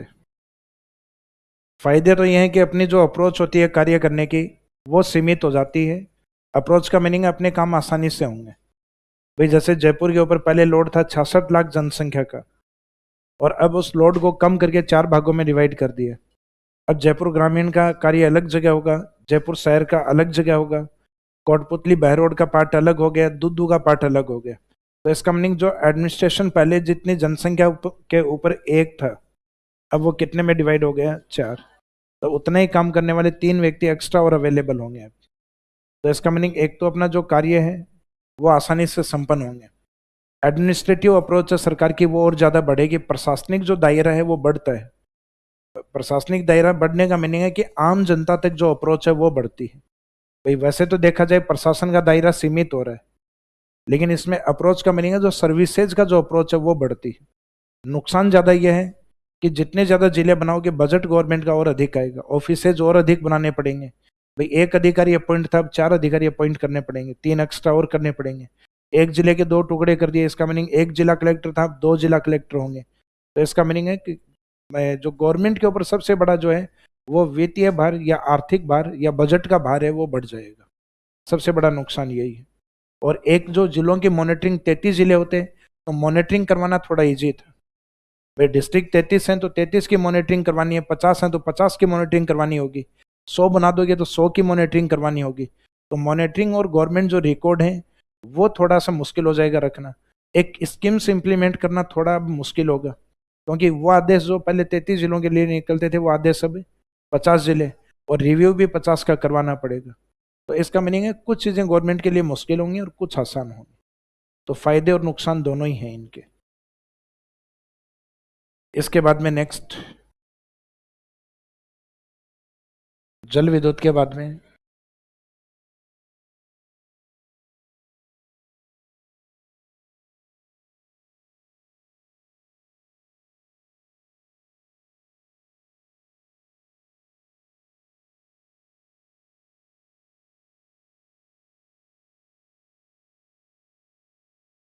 नेक्स्ट लिखे इंडस्ट्रीज उद्योग।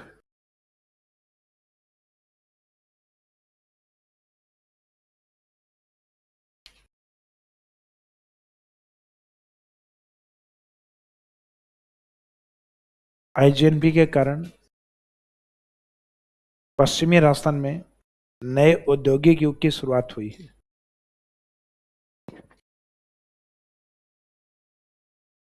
New industrial era,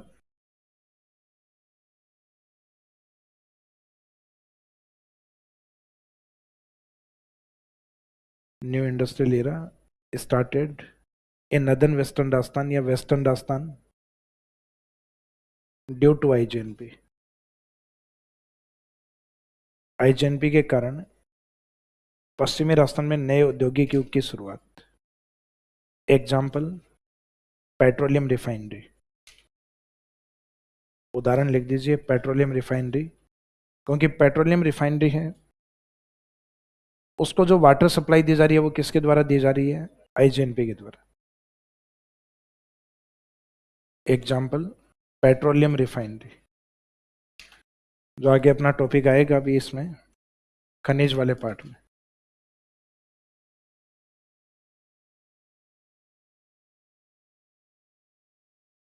petroleum refinery.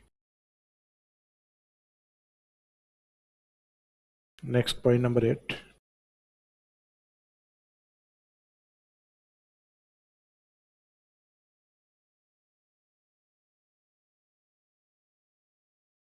कौन सा लास्ट वाला पॉइंट, हिंदी या इंग्लिश? पश्चिमी राजस्थान, आईजीएनपी के कारण पश्चिमी राजस्थान में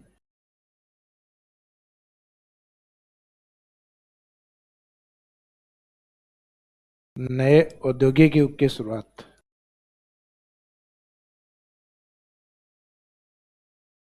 अब नए औद्योगिक युग की शुरुआत का मीनिंग है न्यू इंडस्ट्रियल एरा स्टार्ट हो रहा है। क्योंकि धीरे धीरे जैसे आईजीएनपी का विस्तार और अधिक होगा तो इंडस्ट्रीज के लिए बड़ी समस्या क्या है, वहाँ पश्चिमी राजस्थान में इंडस्ट्रीज ग्रो क्यों नहीं कर पा रही। तो इंडस्ट्रीज के लिए जो बेसिक इंफ्रास्ट्रक्चर है उसमें एक तो सड़क की कनेक्टिविटी बेटर होनी चाहिए, तो पहले नहीं थी। अब गडकरी जी के कारण वो है भारतमाला सड़क परियोजना, तो वो हो चुकी है, सड़क की जो समस्या थी वो, ट्रांसपोर्टेशन सर्विस।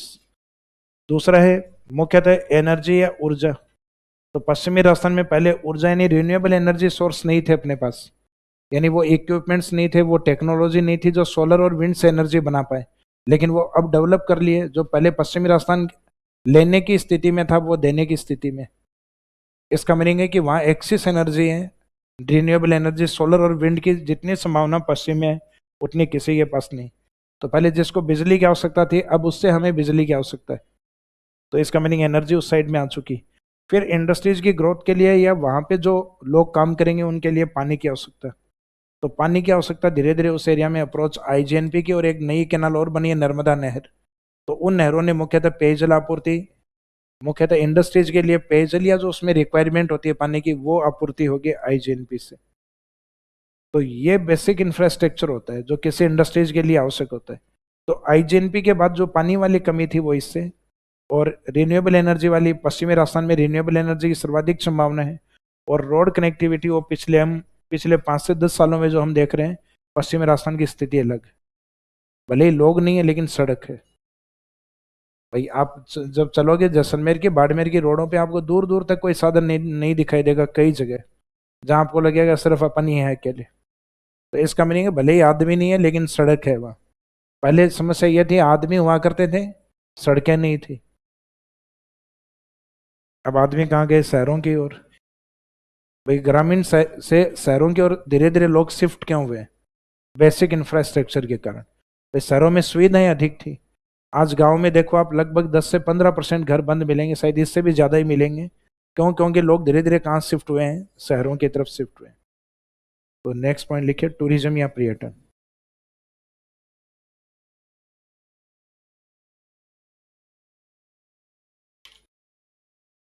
आईजीएनपी के कारण उत्तरी पश्चिमी राजस्थान में इको टूरिज्म बढ़ा है। Eco tourism has increased in north west Rajasthan due to IGNP. IGNP के कारण उत्तरी पश्चिमी राजस्थान में इको टूरिज्म में बढ़ोतरी या इको टूरिज्म बढ़ा।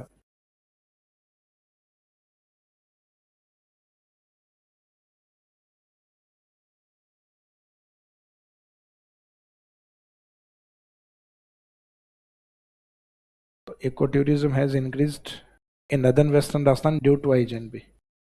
इको टूरिज्म क्या है? ऐसा टूरिस्ट जो इकोलॉजी से अट्रैक्ट होता है। अब जैसे टूरिस्ट का जो इंटरेस्ट होता है वो अलग अलग होता है। जैसे कभी तो उसको पहाड़ देखने, यानी हिल्स वाले एरिया देखने, पहाड़ी क्षेत्र, तब तो वो पहाड़ों की ओर जाता है, इस साइड में हिमालय की ओर। राजस्थान में आता है तो माउंट आबू, और इस साइड में सिरोही वाले पार्ट की ओर, उदयपुर के आसपास। कई बार टूरिस्ट ऐसा होता है उसको सूखा ही सूखा देखना है, मरुस्थल। लेकिन एक ऐसा टूरिस्ट है जिसको मरुस्थल और हरियाली दोनों एक साथ देखनी है, जो दोनों एक साथ एक दूसरे के अपोजिट है, कि सूखा भी चाहिए और आसपास में हरा भरा भी चाहिए। तो इसका मीनिंग ऐसा आईजीएनपी के आसपास पॉसिबल है, जिसमें आईजीएनपी की जहां तक अप्रोच है वहां तक ग्रीनरी दिखाई देगी और उसके बाद में सूखा भी दिखाई देगा। तो पश्चिमी राजस्थान में आईजीएनपी वाले एरिया में कुछ साइट हैं जो टूरिस्ट को दिखाई जाती है। जैसे बीकानेर की ओर एक पहले एक्सप्रेस चलाई थी टूरिज्म के लिए, क्योंकि बीकानेर में इस तरीके से एक प्रॉपर तो ध्यान नहीं है, न्यूज़पेपर में था एक, शायद लाडेरा गांव था। लाडेरा है क्या बीकानेर में? तो लाडेरा वाला जो क्षेत्र है उसमें धोरे हैं उसके आसपास। तो उसके अंदर बस में एक टूरिज्म स्टार्ट हुआ था, धोरा एक्सप्रेस स्टार्ट हुई थी। धोरा एक्सप्रेस मीनिंग है गाड़ी में बैठा के और टूरिस्टों को यूं धोरों के ऊपर नीचे इस तरीके से। तो जैसे टूरिस्ट नहीं होता, जैसे ही ऊपर आते वो चिल्लाते, वो यूं करते, फिर गड्ढे में जाते, फिर वो ऊपर आते चिल्लाते। तो ये टूरिज्म का एक तरीका था। तो दोरों के पास में और आईजीएनपी वाले एरिया के आसपास टूरिज्म करवाना स्टार्ट किया, कि उसमें सूखा भी दिखे और उनको आसपास का एरिया ग्रीन भी दिखाई दे। तो इसका मीनिंग है ये इको टूरिज्म है। तो टूरिस्ट की जो डिमांड थी उसके अकॉर्डिंग उत्तरी पश्चिमी राजस्थान में आईजीएनपी के बाद इको टूरिज्म बढ़ा है, यानी उसकी पारिस्थितिकी है वो एक अलग प्रकार की हो गई, क्योंकि आईजीएनपी के कारण उत्तरी पश्चिमी राजस्थान की पारिस्थितिकी तंत्र में चेंज हुआ है। और एक बड़ा इफेक्ट जो हुआ है वो मरुस्थलीकरण सीमित हुआ है। यानी जैसे अरावली मरुस्थलीकरण को रोकती है, आईजीएनपी ने भी मरुस्थलीकरण को रोका है, सीमित किया, क्योंकि आईजीएनपी वाले एरिया में प्लांटेशन अधिक हुए हैं। जैसे बायोडाइवर्सिटी बढ़ी है प्लांट्स बढ़े हैं उसके साथ मरुस्थल सीमित हुआ है। तो नेक्स्ट पॉइंट लिखो मरुस्थलीकरण। नेक्स्ट इंपॉर्टेंस है मरुस्थलीकरण को लेकर।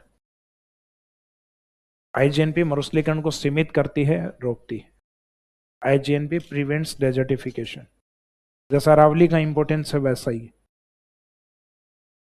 आईजीएनपी मरुस्थलीकरण को सीमित करती है या रोकती है। तो एक जनरल पॉइंट है, ये मरुस्थलीकरण को पूर्णतः रोकती है, ये स्टेटमेंट गलत होगा। तो आईजीएनपी प्रिवेंट्स डेजर्टिफिकेशन। आईजीएनपी मरुस्थलीकरण को रोकती है या सीमित करती, यानी कम करती। तो ये लगभग 8-9 इसके इंपॉर्टेंस हैं, बेनिफिट्स हैं, कोई भी 4-5 आपको याद होने चाहिए। फिर इनके साथ इनकी हानियां भी हैं आगे, यानी एज ए कस या एज ए डिसएडवांटेज के रूप में आईजीएनपी क्यों है। तो जहां डिसएडवांटेज कवर करेंगे वहां उसके सॉल्यूशन भी साथ में लिखेंगे। तो नेक्स्ट अगला हेडिंग डालिएगा, आईजीएनपी की हानियां, डिसएडवांटेज।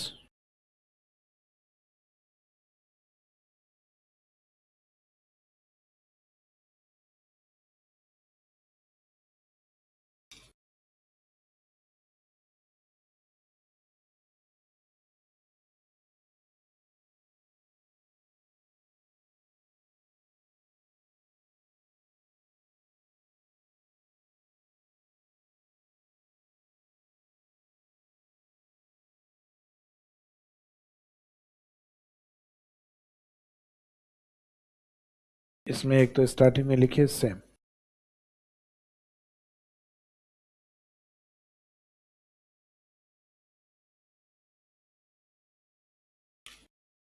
सेम या जलाक्रांत, वाटर लॉगिंग।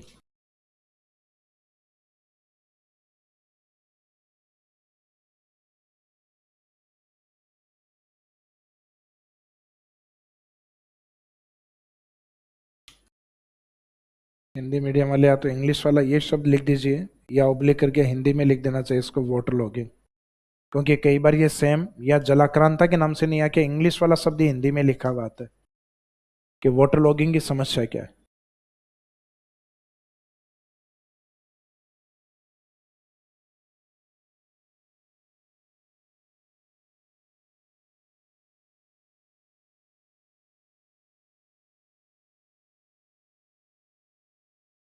एक तो इसमें कि आईजीएनपी के कारण, मीनिंग तो इसका बाद में लिखेंगे, आईजीएनपी के कारण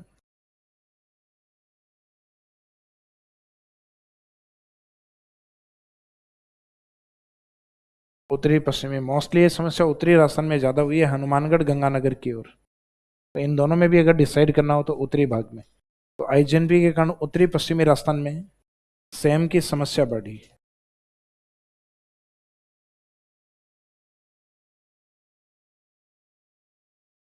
तो problem of sem, problem of sem increased in northern western Rajasthan due to IGNP. IGNP के कारण सेम की समस्या बढ़ी। तो प्रॉब्लम ऑफ सेम या water logging increased in northern western Rajasthan due to IGNP.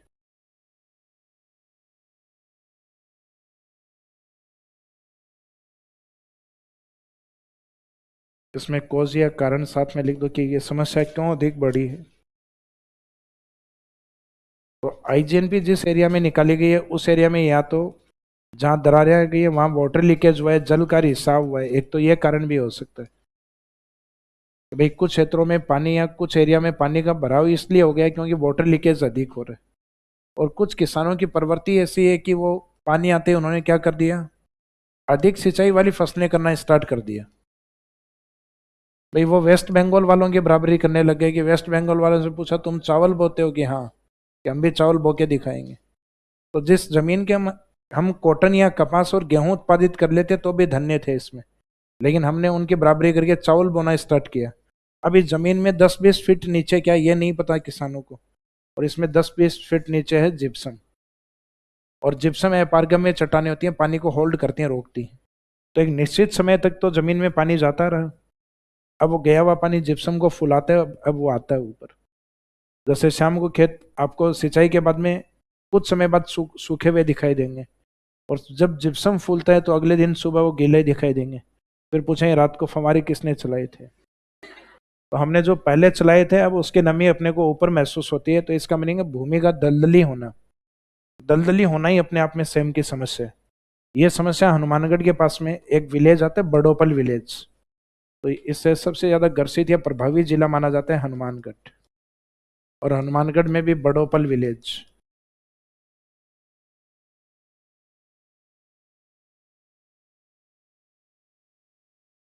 इस विलेज में समस्या अधिक। इसके बाद में दूसरा प्रमुख जिला है श्रीगंगानगर। फिर इंडो डच एक प्रोग्राम चलाया गया जो नीदरलैंड या हॉलैंड के सहयोग से, डच कहा जाता है हॉलैंड या नीदरलैंड के निवासियों को, तो नीदरलैंड के सहयोग से पुराना हॉलैंड, उनके सहयोग से एक प्रोग्राम चलाया, प्लांटेशन ऑफ यूकेलिप्टिस, सफेदे के पेड़ लगाना। अब सफेदे का जो पेड़ होता है वो नमी को सोख लेता है। अब कई किसानों एक्साइटमेंट में पहले ही लगा दिया, जिनको ये लगा कि हमारे पड़ोसी गांव में नमी आ गई, हमारे नहीं आ जाए। भाई उनके तब आएगी ना जब वाटर लीकेज होगा या ज़्यादा सिंचाई करेंगे। तो इन्होंने जोश जोश में पहले ही चारों ओर सफेदा लगा दिया खेत में। अब बाद में धीरे धीरे देखने लग गए कि भाई हमारे जो खेत में जो फसलों का उत्पादन होता वो सिर्फ बीच में ही ज़्यादा होता है, साइड वाली फसलें तो सूख जाती हैं। क्योंकि सफेदा क्या करता है, नमी को ऑब्जर्व करता है बहुत ज़्यादा। जहाँ कहा जाता है कि सफेदा होता है वहाँ सफेदा ही होता है। ये दूसरे प्लांट को या वेजिटेशन को ग्रोथ नहीं करने देता। इस कारण इसको कहा जाता है इनेमी ऑफ इन्वायरमेंट, पर्यावरण का दुश्मन। और बाकी सेम वाले समस्या के लिए लाभदायक है, यानी जहाँ नमी थी उनके लिए ठीक था, लेकिन जहाँ नमी नहीं है वहाँ जमीन को खराब कर देगा, दूसरे प्लांट और वेजिटेशन को ग्रोथ नहीं करने देगा। जैसे कि आप इस साइड में भरतपुर की ओर जाओगे तो भरतपुर में एंट्री करते हो उससे पहले खेतों की नमी को कम करने के लिए, और बिल्कुल ऑन हाईवे आपको सफेदा, जाओगे तो स्वागत करते हुए मिलेगा, रोडों पे यूं झुका हुआ है वहाँ टेढ़े सफेदे के पेड़। भरतपुर में एंट्री करेंगे तब उस साइड में, भरतपुर वालों को तो ध्यान होगा, इस बार जाओ तब ध्यान देना।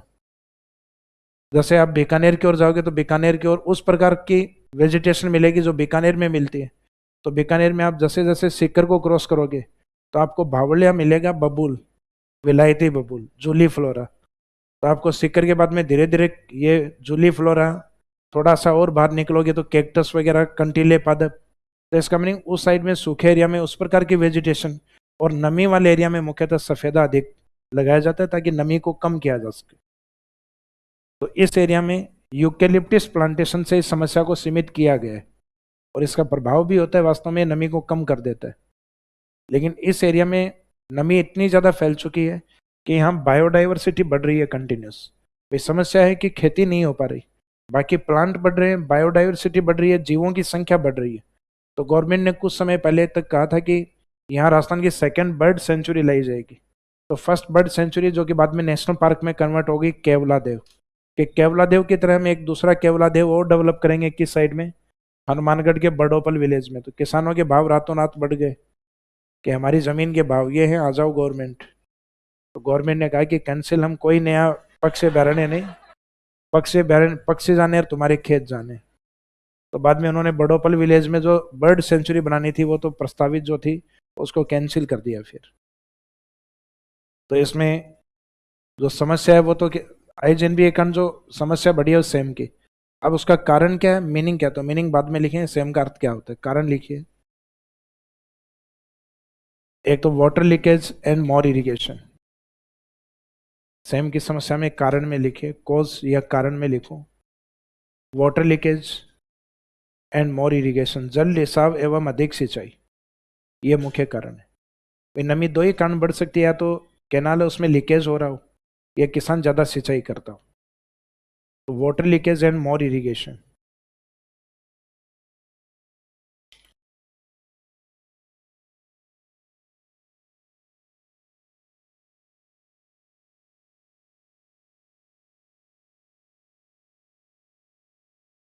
ये एक ब्रैकेट में लिख देना है। वाटर लॉगिंग का मीनिंग क्या है, तो इसके मीनिंग, तो एग्जाम में मीनिंग नहीं पूछेंगे आपसे, मीनिंग तो आपका मृदा की समस्याओं में पूछा जाता है। तो एक टॉपिक पढ़ेंगे अपन सॉइल प्रॉब्लम, उसमें मीनिंग वहां लिखा जाता है। यहाँ तो सिर्फ यही बताया जाता है आईजीएनपी के कारण सेम की समस्या बढ़ी। तो इसका मीनिंग यह अर्थ होता है भूमि का दलदली होना।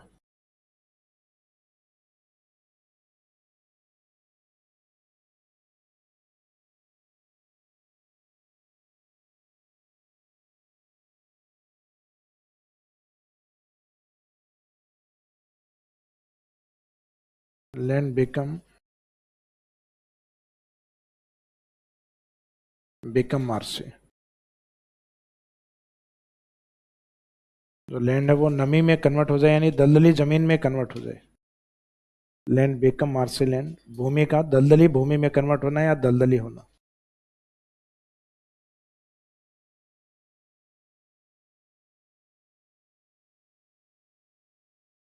तो लैंड बिकम स्वैम्पी लैंड या मार्से लैंड। मार्से के साथ अगर सेलाइन और ऐड हो जाए, इसका मीनिंग फिर उसको रन या टाट कहा जाएगा, यानी जमीन में नमी भी आ जाए और नमी के साथ लवणीयता भी आ जाए, तो इसका मीनिंग वो फिर इनफर्टाइल लैंड में कन्वर्ट हो जाएगी, जिसको रन या टाट कहा जाता है। अब इसका सॉल्यूशन या उपाय क्या है? तो अभी जो कारण लिखा था उस कारण के बाद में उपाय में लिखे सफेदे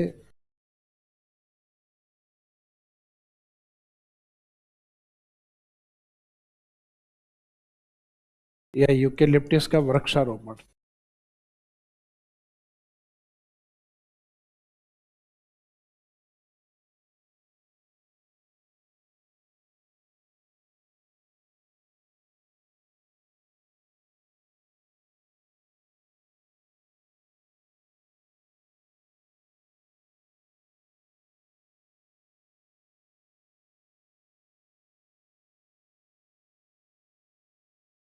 तो इसमें प्लांटेशन ऑफ यूकेलिप्टस और सफेदा।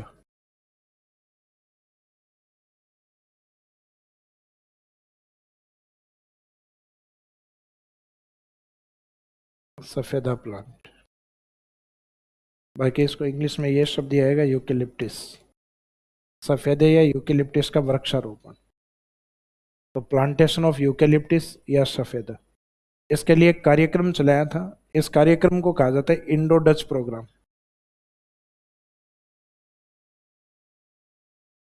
तो इंडो डच प्रोग्राम यही था जो ऊपर लिखा हुआ है।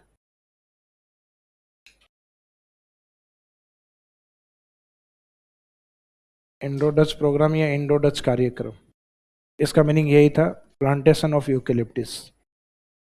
अब इसमें कोऑपरेशन डच यानी नीदरलैंड का सहयोग रहा है। तो राजस्थान में इंडो डच प्रोग्राम क्यों चलाया गया?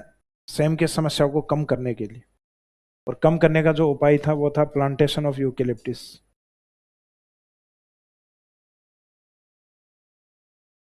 नीचे से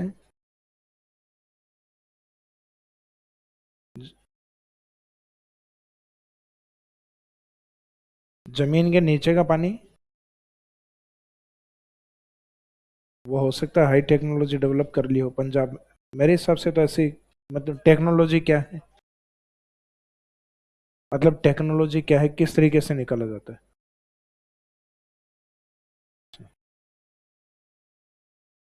मेरे हिसाब से, मैंने पढ़ा नहीं है, हो सकता है होगी कुछ।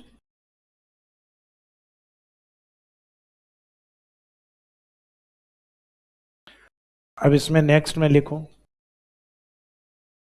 अगली समस्या में लवणीयता।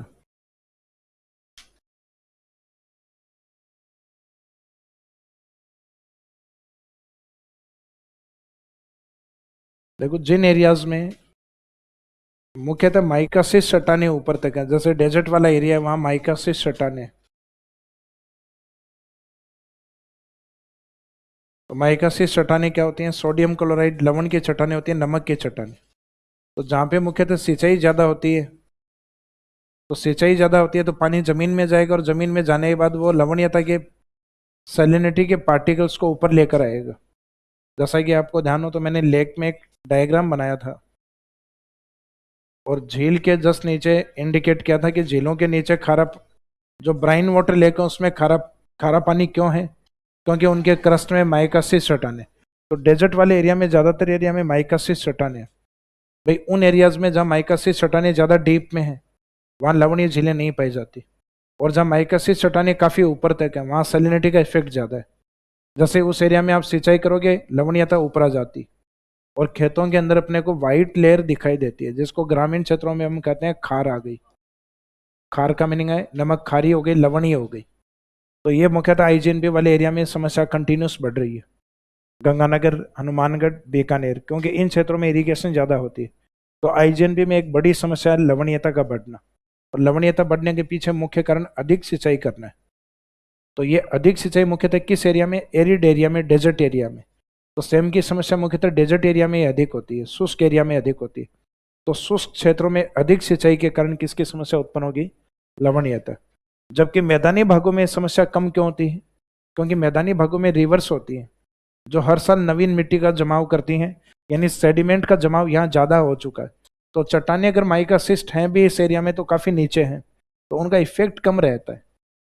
बाकी राजस्थान में जहाँ अधिक सिंचाई करोगे धीरे धीरे सैलिनिटी हर एरिया में बढ़ती है, क्योंकि जमीन के अंदर कहीं ना कहीं सेलाइन पार्टिकल्स होते हैं जो पानी के साथ ऐड होते हैं, धीरे धीरे ऊपर की ओर आते हैं कैपिलरी एक्शन के द्वारा, केशिकत्व प्रक्रिया के द्वारा। तो इसका मीनिंग इफेक्ट इधर भी होता है, लेकिन इधर पार्शियली इफेक्ट रहता है। कैनाल्स वाले एरिया में इसका इफेक्ट जल्दी होता है।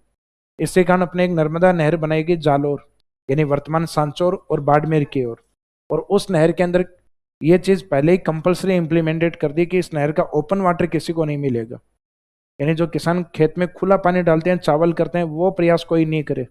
पानी सिर्फ या तो ड्रिप या फिर स्प्रिंकलर, यानी जिस किसान ने अपने खेत में या तो बूंद बूंद, ड्रिप या फिर फवारा तकनीक को लगा रखा है, पानी सिर्फ उसी को ही मिलेगा। तो राजस्थान का एकमात्र ऐसा कैनाल है जिसपे कंपलसरी इंप्लीमेंटेड है, ये अनिवार्य रूप से लागू है कि ओपन वाटर नहीं देंगे। तो ये समस्या हम ऑलरेडी देख चुके हैं, गंग नहर में, आईजीएनपी नहर में, सिद्धमू कैनाल में, भरतपुर नहर में। तो बहुत सारी कैनाल बनाई जहाँ सैलिनिटी का इफेक्ट बढ़ा है। तो बाड़मेर और सांचौर वाला हिस्सा तो वो है जो रन ऑफ कच्छ के बिल्कुल टच में है। वहां तो जमीन पे चलते चलते नदी खारी हो जाती है, फॉर एग्जाम्पल लूनी नदी। तो इसका मीनिंग आप सोचो कि वहां इरिगेशन या सिंचाई करोगे तो इस एक साल तो कर लोगे हो सकता है आप, लेकिन नेक्स्ट साल वो जो लवण है वो बिल्कुल ऊपर मिलेगा। फिर रन ऑफ कच्छ की तरह बैठे रहो और कच्छ फेस्टिवल करवाते रहो वहाँ। यानी कच्छ वाले वो फेस्टिवल जैसे अपने नहीं होता डेजर्ट में मरु महोत्सव, थार महोत्सव, तो बाद में ये तय करो कि गवर्नमेंट कोई महोत्सव करवाएगी, टूरिस्ट आएंगे तब घर चलेगा अपना। तो इसका मीनिंग है किसान अच्छे से सिंचाई कर पाए, उस जमीन का लंबे टाइम तक यूज कर पाए, इसलिए उन्होंने एक कंपलसरी इंप्लीमेंट किया। उसका बीच में एक वीडियो भी वायरल हुआ था, भाई जालौर का एक किसान था जिसने नहर में सीधा वो मोटर चला रखी थी, खेत में पानी डाल रहा था, अचानक पुलिस आ गई।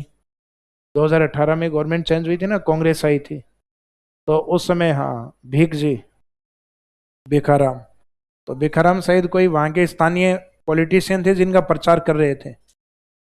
तो भिखाराम विश्नोई जी के कोई शायद घनिष्ठ होंगे, या प्रचार में धीरे धीरे आदमी को क्या लगता है, प्रचार में लगता है कि पॉलिटिशियन है वो बिल्कुल अपने घर का ही आदमी है, बनने के बाद में समझ में आता है। तो उसको लग रहा था कि भाई भीख जी को कि जिसके प्रचार किया वो जीत गया, पार्टी में आ गया। तो जैसे ही पुलिस आई, पुलिस आती है, भीख जी ने कहा कि 5 साल ये जो मोटर चल रही है ना ऐसे ही चलेगी ट्रक कैसे, यूं छाती पीट पीट के कह रहा। पुलिस वालों ने डाला गाड़ी में और डंडे मारे खींच खींच के। बाद में कहा कि अब बताना वो ठेके से क्या चलेगा, कि साहब कुछ नहीं चलाऊंगा और जो मोटर है वो भी आप जब्त कर लो, लेकिन एक बार छोड़ दो बस। तो भीख जी का वो एक वीडियो वायरल हुआ था उन दिनों, 5 साल ठेके से।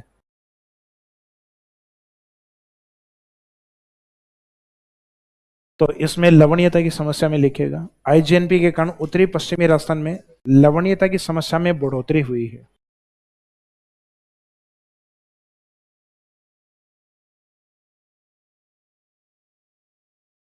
आईजीएनपी के कारण पश्चिमी राजस्थान में या उत्तरी पश्चिमी राजस्थान में लवणीयता की समस्या में बढ़ोतरी हुई है due to IGNP. The problem of salinity has increased in northern western Rajasthan. Due to IGNP the problem of salinity has increased in northern western Rajasthan.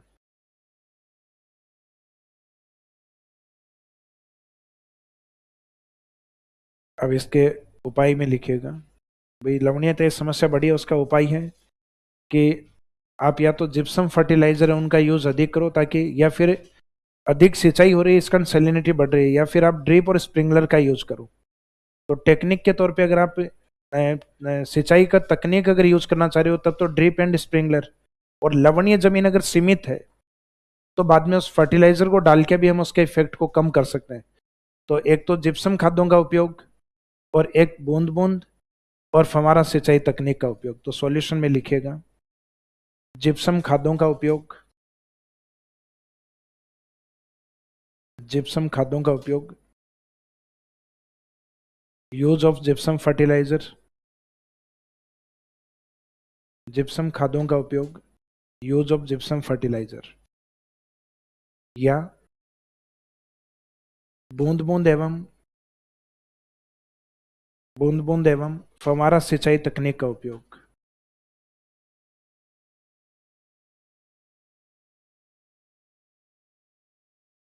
And use of drip and sprinkler irrigation technology, use of drip and sprinkler irrigation techniques या technology.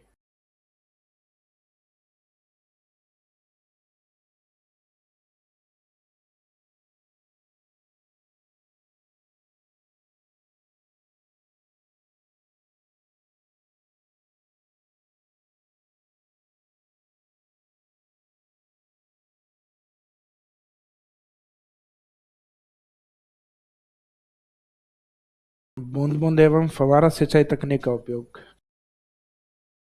ये राजस्थान में एक canal पे अनिवार्य रूप से लागू है, जो हम आगे पढ़ेंगे, कैनाल्स में नर्मदा, उसके ऊपर आएगा ये पॉइंट, उस पर कंपल्सरी इंप्लीमेंटेड।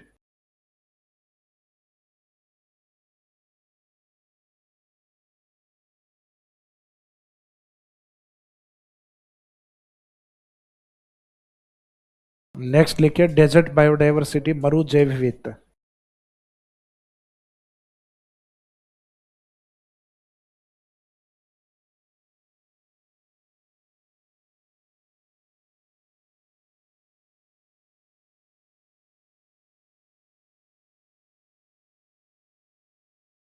तो अपने को पता है कि आईजीएनपी के बाद में बायोडाइवर्सिटी तो कंटिन्यूस बढ़ी है, लेकिन मरुस्थलीय जो जैव विविधता थी वो धीरे धीरे क्या हुई है, कम हुई है। यानी वो प्लांट जो डेजर्ट वाली बायोडाइवर्सिटी में थे वो कम हो गए, बाकी ऑल ओवर प्लांट्स हैं वो बढ़ गए, वेराइटीज बढ़ गई, जीवों की संख्या बढ़ गई, लेकिन डेजर्ट बायोडाइवर्सिटी वाले जो पार्ट थे वो डिक्रीज हो गए। तो जैव विविधता, ये पॉइंट थोड़ा सा कंफ्यूज करने वाला है। तो जैव विविधता में तो बढ़ोतरी होगी, पानी जिस एरिया में आएगा बायोडाइवर्सिटी बढ़ जाएगी, लेकिन वहाँ की जो लोकल बायोडाइवर्सिटी है वो चेंज हो जाएगी, या वो कम या सीमित हो जाएगी। तो इसमें लिखिए डेजर्ट बायोडाइवर्सिटी, मरु जैव विविधता। तो आईजीएनपी के कारण मरु जैव विविधता में कमी हुई है। Due to IGNP desert biodiversity, desert biodiversity has decreased. IGNP के कारण मरु जैव विविधता में कमी हुई है। तो मरु जैव विविधता चाहिए भी क्यों अपने को, क्यों कंटीले पादप क्यों चाहिए, क्यों कैक्टस चाहिए भाई, किसी को देना थोड़ी ना है। हालांकि आजकल अपने जो फूल वाली दुकानें होती हैं उसमें फूल से ज्यादा कांटों के प्रकार है, तो लोगों को देने ही वो है आजकल।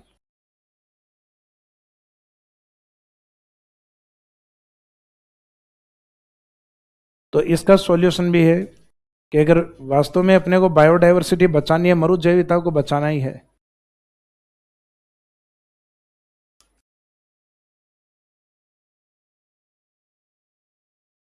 तो गवर्नमेंट कुछ इस तरीके के पार्क डेवलप करे जो डेजर्ट थीम के ऊपर हो। डेजर्ट थीम पार्क, जैसे कि एक तो जैसलमेर में डेवलप किया है कैक्टस पार्क।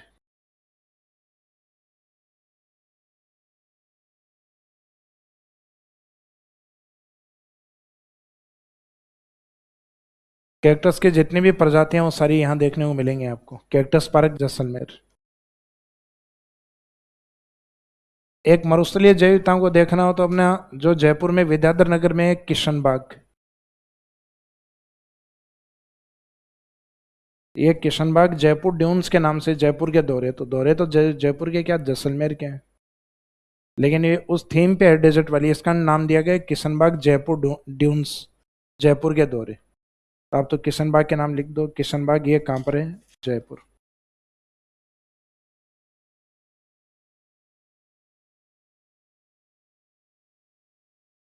इसमें तो कुछ समय पहले आग भी लगी थी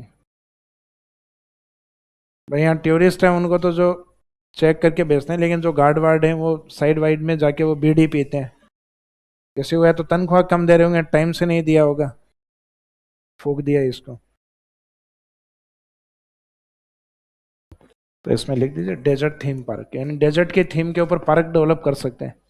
अब किसी को मरुस्थलीय जय तई देखनी हो तो उसको इसमें घुसा दो, जितने कैरेक्टर्स देखने हैं वो इधर देखा, और किशन बाग में जितनी डेजर्ट बायोडाइवर्सिटी देखनी है वो इस जगह देख ले। तो इसका मीनिंग चाहिए तो सीमित एरिया में डेवलप कर सकते हो। तो डेजर्ट थीम पार्क, कि डेजर्ट बायोडाइवर्सिटी को अगर नुकसान हो रहा है तो कुछ थीम पार्क में उनको डेवलप किया जा सकता है। यानी जिस एरिया से कोई प्लांट अगर समाप्त हो रहा है डेजर्ट वाला, उसको वहां से निकाल के थीम पार्क में डेवलप कर लो। तो एक तो कैक्टस पार्क डेवलप किया गया है जहाँ वेराइटीज ऑफ कैक्टस, कैक्टस की जितनी भी जो वेराइटी हैं प्रजातियां वो डेवलप की गई हैं। तो टूरिस्ट को एक ही जगह जितने भी कैक्टस देखने हैं वो कुलधरा में पहुंचे, जैसलमेर वहां बना हुआ है कैक्टस पार्क कुलधरा जैसलमेर। इसके बाद में नेक्स्ट एक दो पॉइंट और बचा है, फिर ये आईजीएनपी वाला कंप्लीट हो जाएगा। कितना हो गया, 3 या 4? तो नेक्स्ट पॉइंट लिखिए।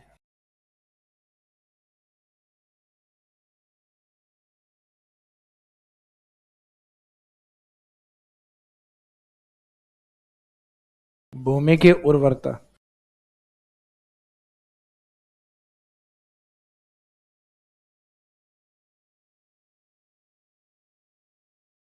Land fertility. आपको ध्यान हो आईजीएनपी में अपने एक फर्स्ट पॉइंट लिखा था ग्रीन रिवॉल्यूशन, उसमें आपको बताया था कि आईजीएनपी के बाद हाइल्डिंग वैरायटी जो पश्चिमी उत्तरी पश्चिमी राजस्थान में ये अधिक बोई जाती हैं, इसके बाद में सिंचाई अधिक होने लग गई, और उस बीज के ग्रोथ के लिए हमने रासायनिक उर्वरक यानी केमिकल फर्टिलाइजर का यूटिलाइजेशन ये बढ़ा दिया है। और जिस जमीन में आप जैसे ही केमिकल फर्टिलाइजर को अधिक यूज करोगे तो लैंड फर्टिलिटी कंटिन्यूस क्या होगी, डिक्रीज होगी। तो उत्तरी पश्चिमी राजस्थान की जमीन जितनी उपजाऊ थी आईजीएनपी के बाद ये उपजाऊपन धीरे धीरे क्या हुआ है, कम हुआ है। और इसका एक कारण यहाँ पे ग्रीन रिवॉल्यूशन का सक्सेस होना। और ग्रीन रिवॉल्यूशन सक्सेस क्यों हुई है, आईजीएनपी के कारण। अगर आईजीएनपी नहीं होती तो वहाँ के किसान हाइल्डिंग वैरायटीज की सोचते ही नहीं। तो इसमें लिखिए आईजीएनपी के कारण, इसमें मुख्यतः उत्तरी राजस्थान ज्यादा प्रभावित हुआ है, गंगानगर हनुमानगढ़, क्योंकि वहाँ फर्टिलिटी ज्यादा है घग्गर बेसिन के कारण। आईजीएनपी के कारण उत्तरी राजस्थान की भूमि उर्वरता में कमी आई है। तो land fertility has decreased, land fertility has decreased of northern Rajasthan due to IGNP. IGNP के कारण उत्तरी राजस्थान की भूमि उर्वरता में कमी आई।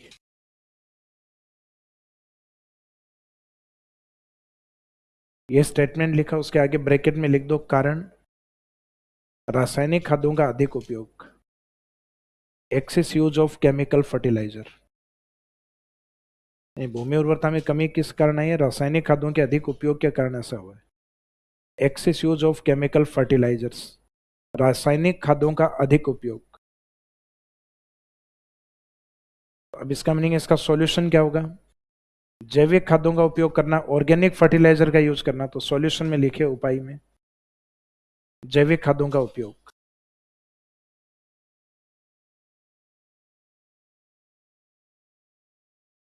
यूज ऑफ ऑर्गेनिक फर्टिलाइजर्स, जैविक खादों का उपयोग।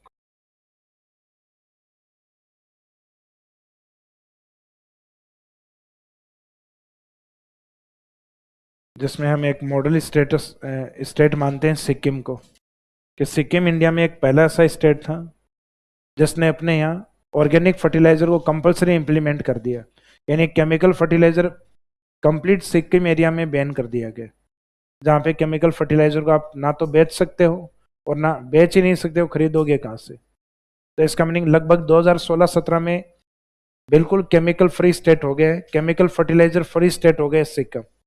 और सिर्फ इंडिया का ही नहीं, पूरे वर्ल्ड में भी इसको अवार्ड मिला है कि first organic state of the world. विश्व का पहला पूर्णतः विदाउट केमिकल वाला स्टेट है वो सिक्किम है। पहले स्टेटस दिया गया था ऑर्गेनिक स्टेट ऑफ इंडिया, अब ऑर्गेनिक स्टेट ऑफ वर्ल्ड भी कहा गया सिक्किम को। डूंगरपुर जिला है, स्टेट नहीं है। हाँ। वो फ्री नहीं है, सिर्फ एक घोषणा की गई है बनाया जाएगा। राजस्थान गवर्नमेंट ने घोषणा की है कि हमारा जो एक मॉडल डिस्ट्रिक्ट है, क्योंकि इसलिए क्योंकि ट्राइबल एरिया है, और जो मुख्यतः पहाड़ी राज्य हैं, आदिवासी क्षेत्र हैं, वो अपने ऑलरेडी वैसे भी पहले केमिकल फ्री हैं लगभग। कोई 10-15%, 10 से 15% केमिकल यूज होता है, क्योंकि वहाँ लोगों की आमदनी कम है, बीज नहीं खरीद पाते, वो केमिकल कहाँ से खरीदेगा? भाई केमिकल तो तब डालेगा ना जब बीज बढ़िया क्वालिटी का लाएगा। तो हमारे उन एरियाज को टारगेट किया गया है। जैसे सिक्किम है, पहाड़ी राज्य है, वहाँ के लोग ऑलरेडी पहले भी 90% है वो ऑर्गेनिक ही यूज करते थे, तो इस कारण उनका केमिकल को छोड़ना आसान है, सिर्फ 10% लोगों को ही छोड़ना है। डूंगरपुर है, ट्राइबल एरिया राजस्थान का, आदिवासी है, तो केमिकल बहुत यूज कम है यहाँ पे केमिकल का, क्योंकि आदिवासी ट्राइब्स हैं, गरीब हैं, तो लोग टाइम से बीज नहीं खरीद पाते, केमिकल नहीं खरीदते, बहुत कम, ना के बराबर। तो हमने मॉडल डिस्ट्रिक्ट उसको जो इजी टारगेट था, भाई वास्तव में भारत सरकार का सिक्किम के प्रोजेक्ट में योगदान अगर रहता तो बाद में पंजाब और हरियाणा का केमिकल छुटा के बताओ। तो अगर वास्तव में भारत सरकार की अप्रोच होती तो केमिकल उनका छुटा, उनको केमिकल फ्री बनाओ, ऑर्गेनिक बनाइए। राजस्थान में अगर ऑर्गेनिक ही बनाना था तो डूंगरपुर नहीं, गंगानगर, हनुमानगढ़ को बना के बताओ, क्योंकि सबसे ज्यादा वही प्रभावित है, क्योंकि वो पंजाब के टच में है। तो इसका मीनिंग है गवर्नमेंट ने हमेशा इजी टारगेट किया है। तो पहाड़ी राज्यों में इजी टारगेट था सिक्किम, तो वहाँ की स्टेट की अप्रोच के कारण वो कंप्लीट ऑर्गेनिक बना है। राजस्थान में डूंगरपुर, क्योंकि डूंगरपुर में आदिवासी समूह के अंदर कुछ किसानों के ऐसे सहायता समूह बनाए गए हैं जिनको ऑर्गेनिक के लिए मोटिवेट किया, और वो मोटिवेट हुए भी हैं, और इस कारण वहाँ पे इस प्रकार के किसानों की संख्या अधिक है जो ऑर्गेनिक फार्मर्स के रूप में है। इस कारण राजस्थान में मॉडल डिस्ट्रिक्ट के रूप में चुना गया डूंगरपुर को, कि राजस्थान का जो मॉडल ऑर्गेनिक डिस्ट्रिक्ट है वो किसको चुना हुआ है? डूंगरपुर। बाकी डूंगरपुर वालों से पूछो केमिकल यूज नहीं करते क्या? खूब करते हैं, यूज होता है, वो सिर्फ एक मॉडल डिस्ट्रिक्ट चुना गया है, जबकि सिक्किम में कंप्लीट बैन किया गया। दोनों में बहुत फर्क है। ये सरकार ने इसलिए कि भाई एक आधे को हाईलाइट किया जाए तो दूसरे मोटिवेट हो जाए। जैसे घर में नहीं होता, ये बच्चे सब बदमाशी कर रहे हो तो बड़ा होता है उसको धड़ा धड़ पीटते हैं उसको, ताकि वो छोटे वाले देखते ही भाग जाएं कि अब तुम्हारा नंबर आने वाला है। भाई घर वाले इलाज उसी का ही करते हैं। आप में से कोई बड़ा घर में अगर है तो इस चीज का शिकार भी कई बार हुआ है कि भाई बदमाशी तो ये छोटे वाला भी कर रहा था, लेकिन वो एग्जाम्पल उस एक से दिया जाता है, सबको नहीं पीटा जाता बच्चों को। बाकी हाथ की खुजली पे डिपेंड है। भाई एक को पीटने से काम नहीं चला, तो बाद में एक लास्ट पॉइंट और, तो इसमें लिखे लैंड डिस्प्यूट्स, भूमि विवाद।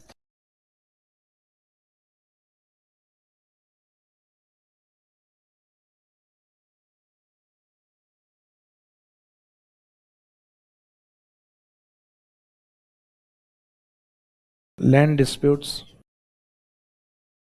भूमि विवाद में, जैसे आईजीएनपी आने से पहले इस एरिया में जब कोई कैनाल नहीं थी, तब जैसे एक एग्जांपल देते हैं कि दो भाई हैं, एक सोहन और एक मोहन, इनके पास 500 बीघा यानी टोटल 500 बीघा जमीन थी। तो जब सुबह उठता है और सुबह दोनों भाई पास में बैठते, सोहन कहते भाई मोहन ये जमीन तेरी, शाम को मोहन कहता भाई सोहन तेरी। एक दिन उनके खेत के पास से आईजीएनपी निकली, तो सोहन कहता है मोहन तू ठीक ही कहता था कि जमीन मेरी है। तो इसका मीनिंग जब तक इनके जमीन के पास आईजीएनपी नहीं थी कोई विवाद नहीं था, क्योंकि जमीन का कोई महत्व ही नहीं था।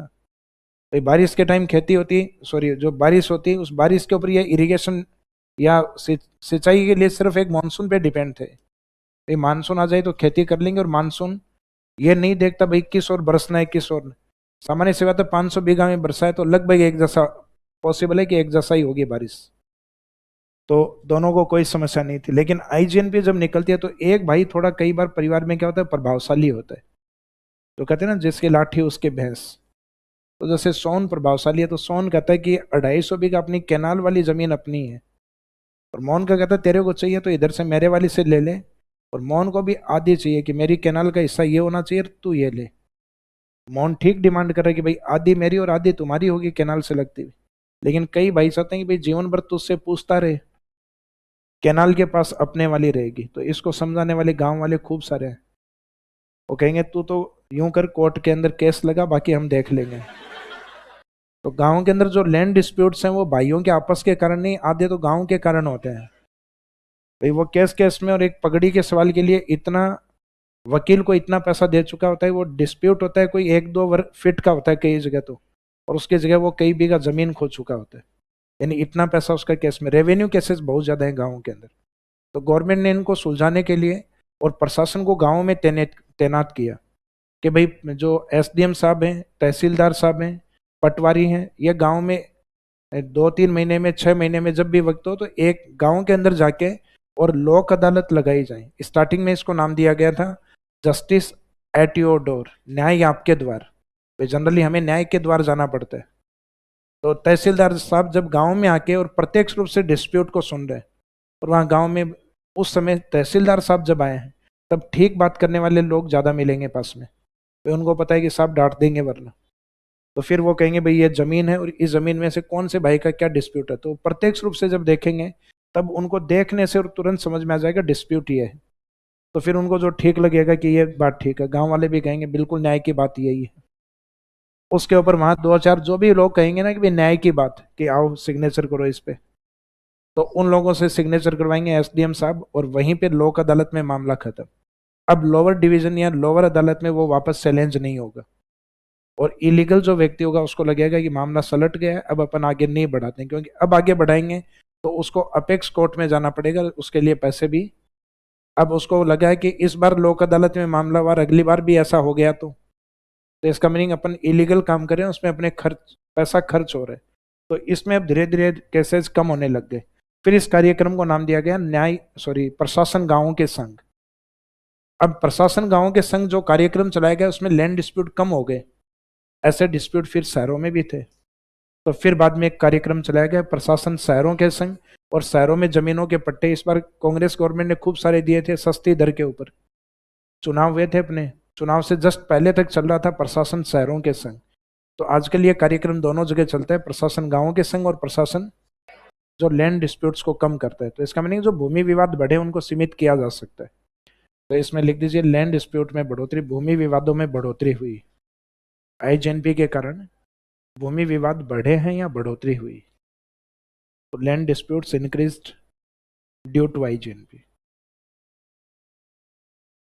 Land disputes increase due to IJNP, IJNP के कारण भूमि विवाद बढ़े हैं। उपाय या सॉल्यूशन में लिखे न्याय आपके द्वार, justice at your door,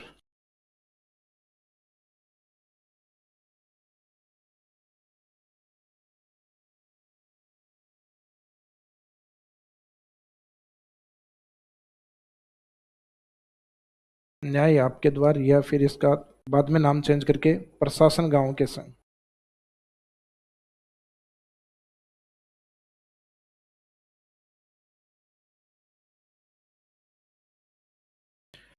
administrative with villages,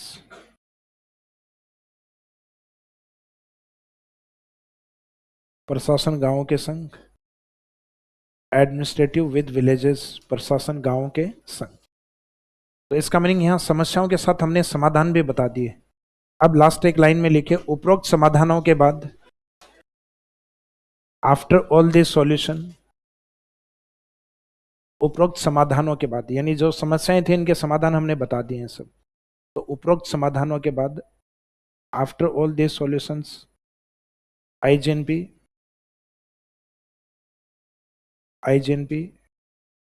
is a blessing for Rajasthan state. IGNP is as a blessing for Rajasthan state. उपरोक्त समाधानों के बाद या उपाय के बाद, आईजीएनपी राजस्थान के लिए एक वरदान है।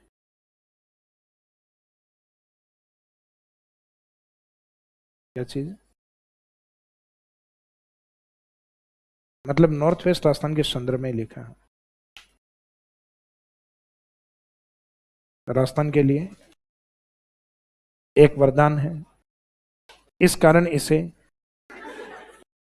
पश्चिमी राजस्थान की मरुगंगा कहा गया। दैट्स वाई या therefore IGNP is known as Maruganga of western Rajasthan. तो इसमें आ जाएगा वो पश्चिमी राजस्थान वाला। इस कारण इसे पश्चिमी राजस्थान या मरुस्थल की गंगा कहा गया। That's why IGNP is known as Maruganga of western Rajasthan.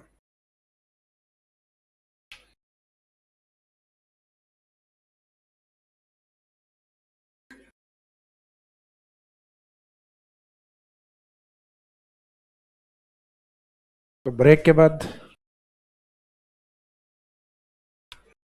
कितने 5:25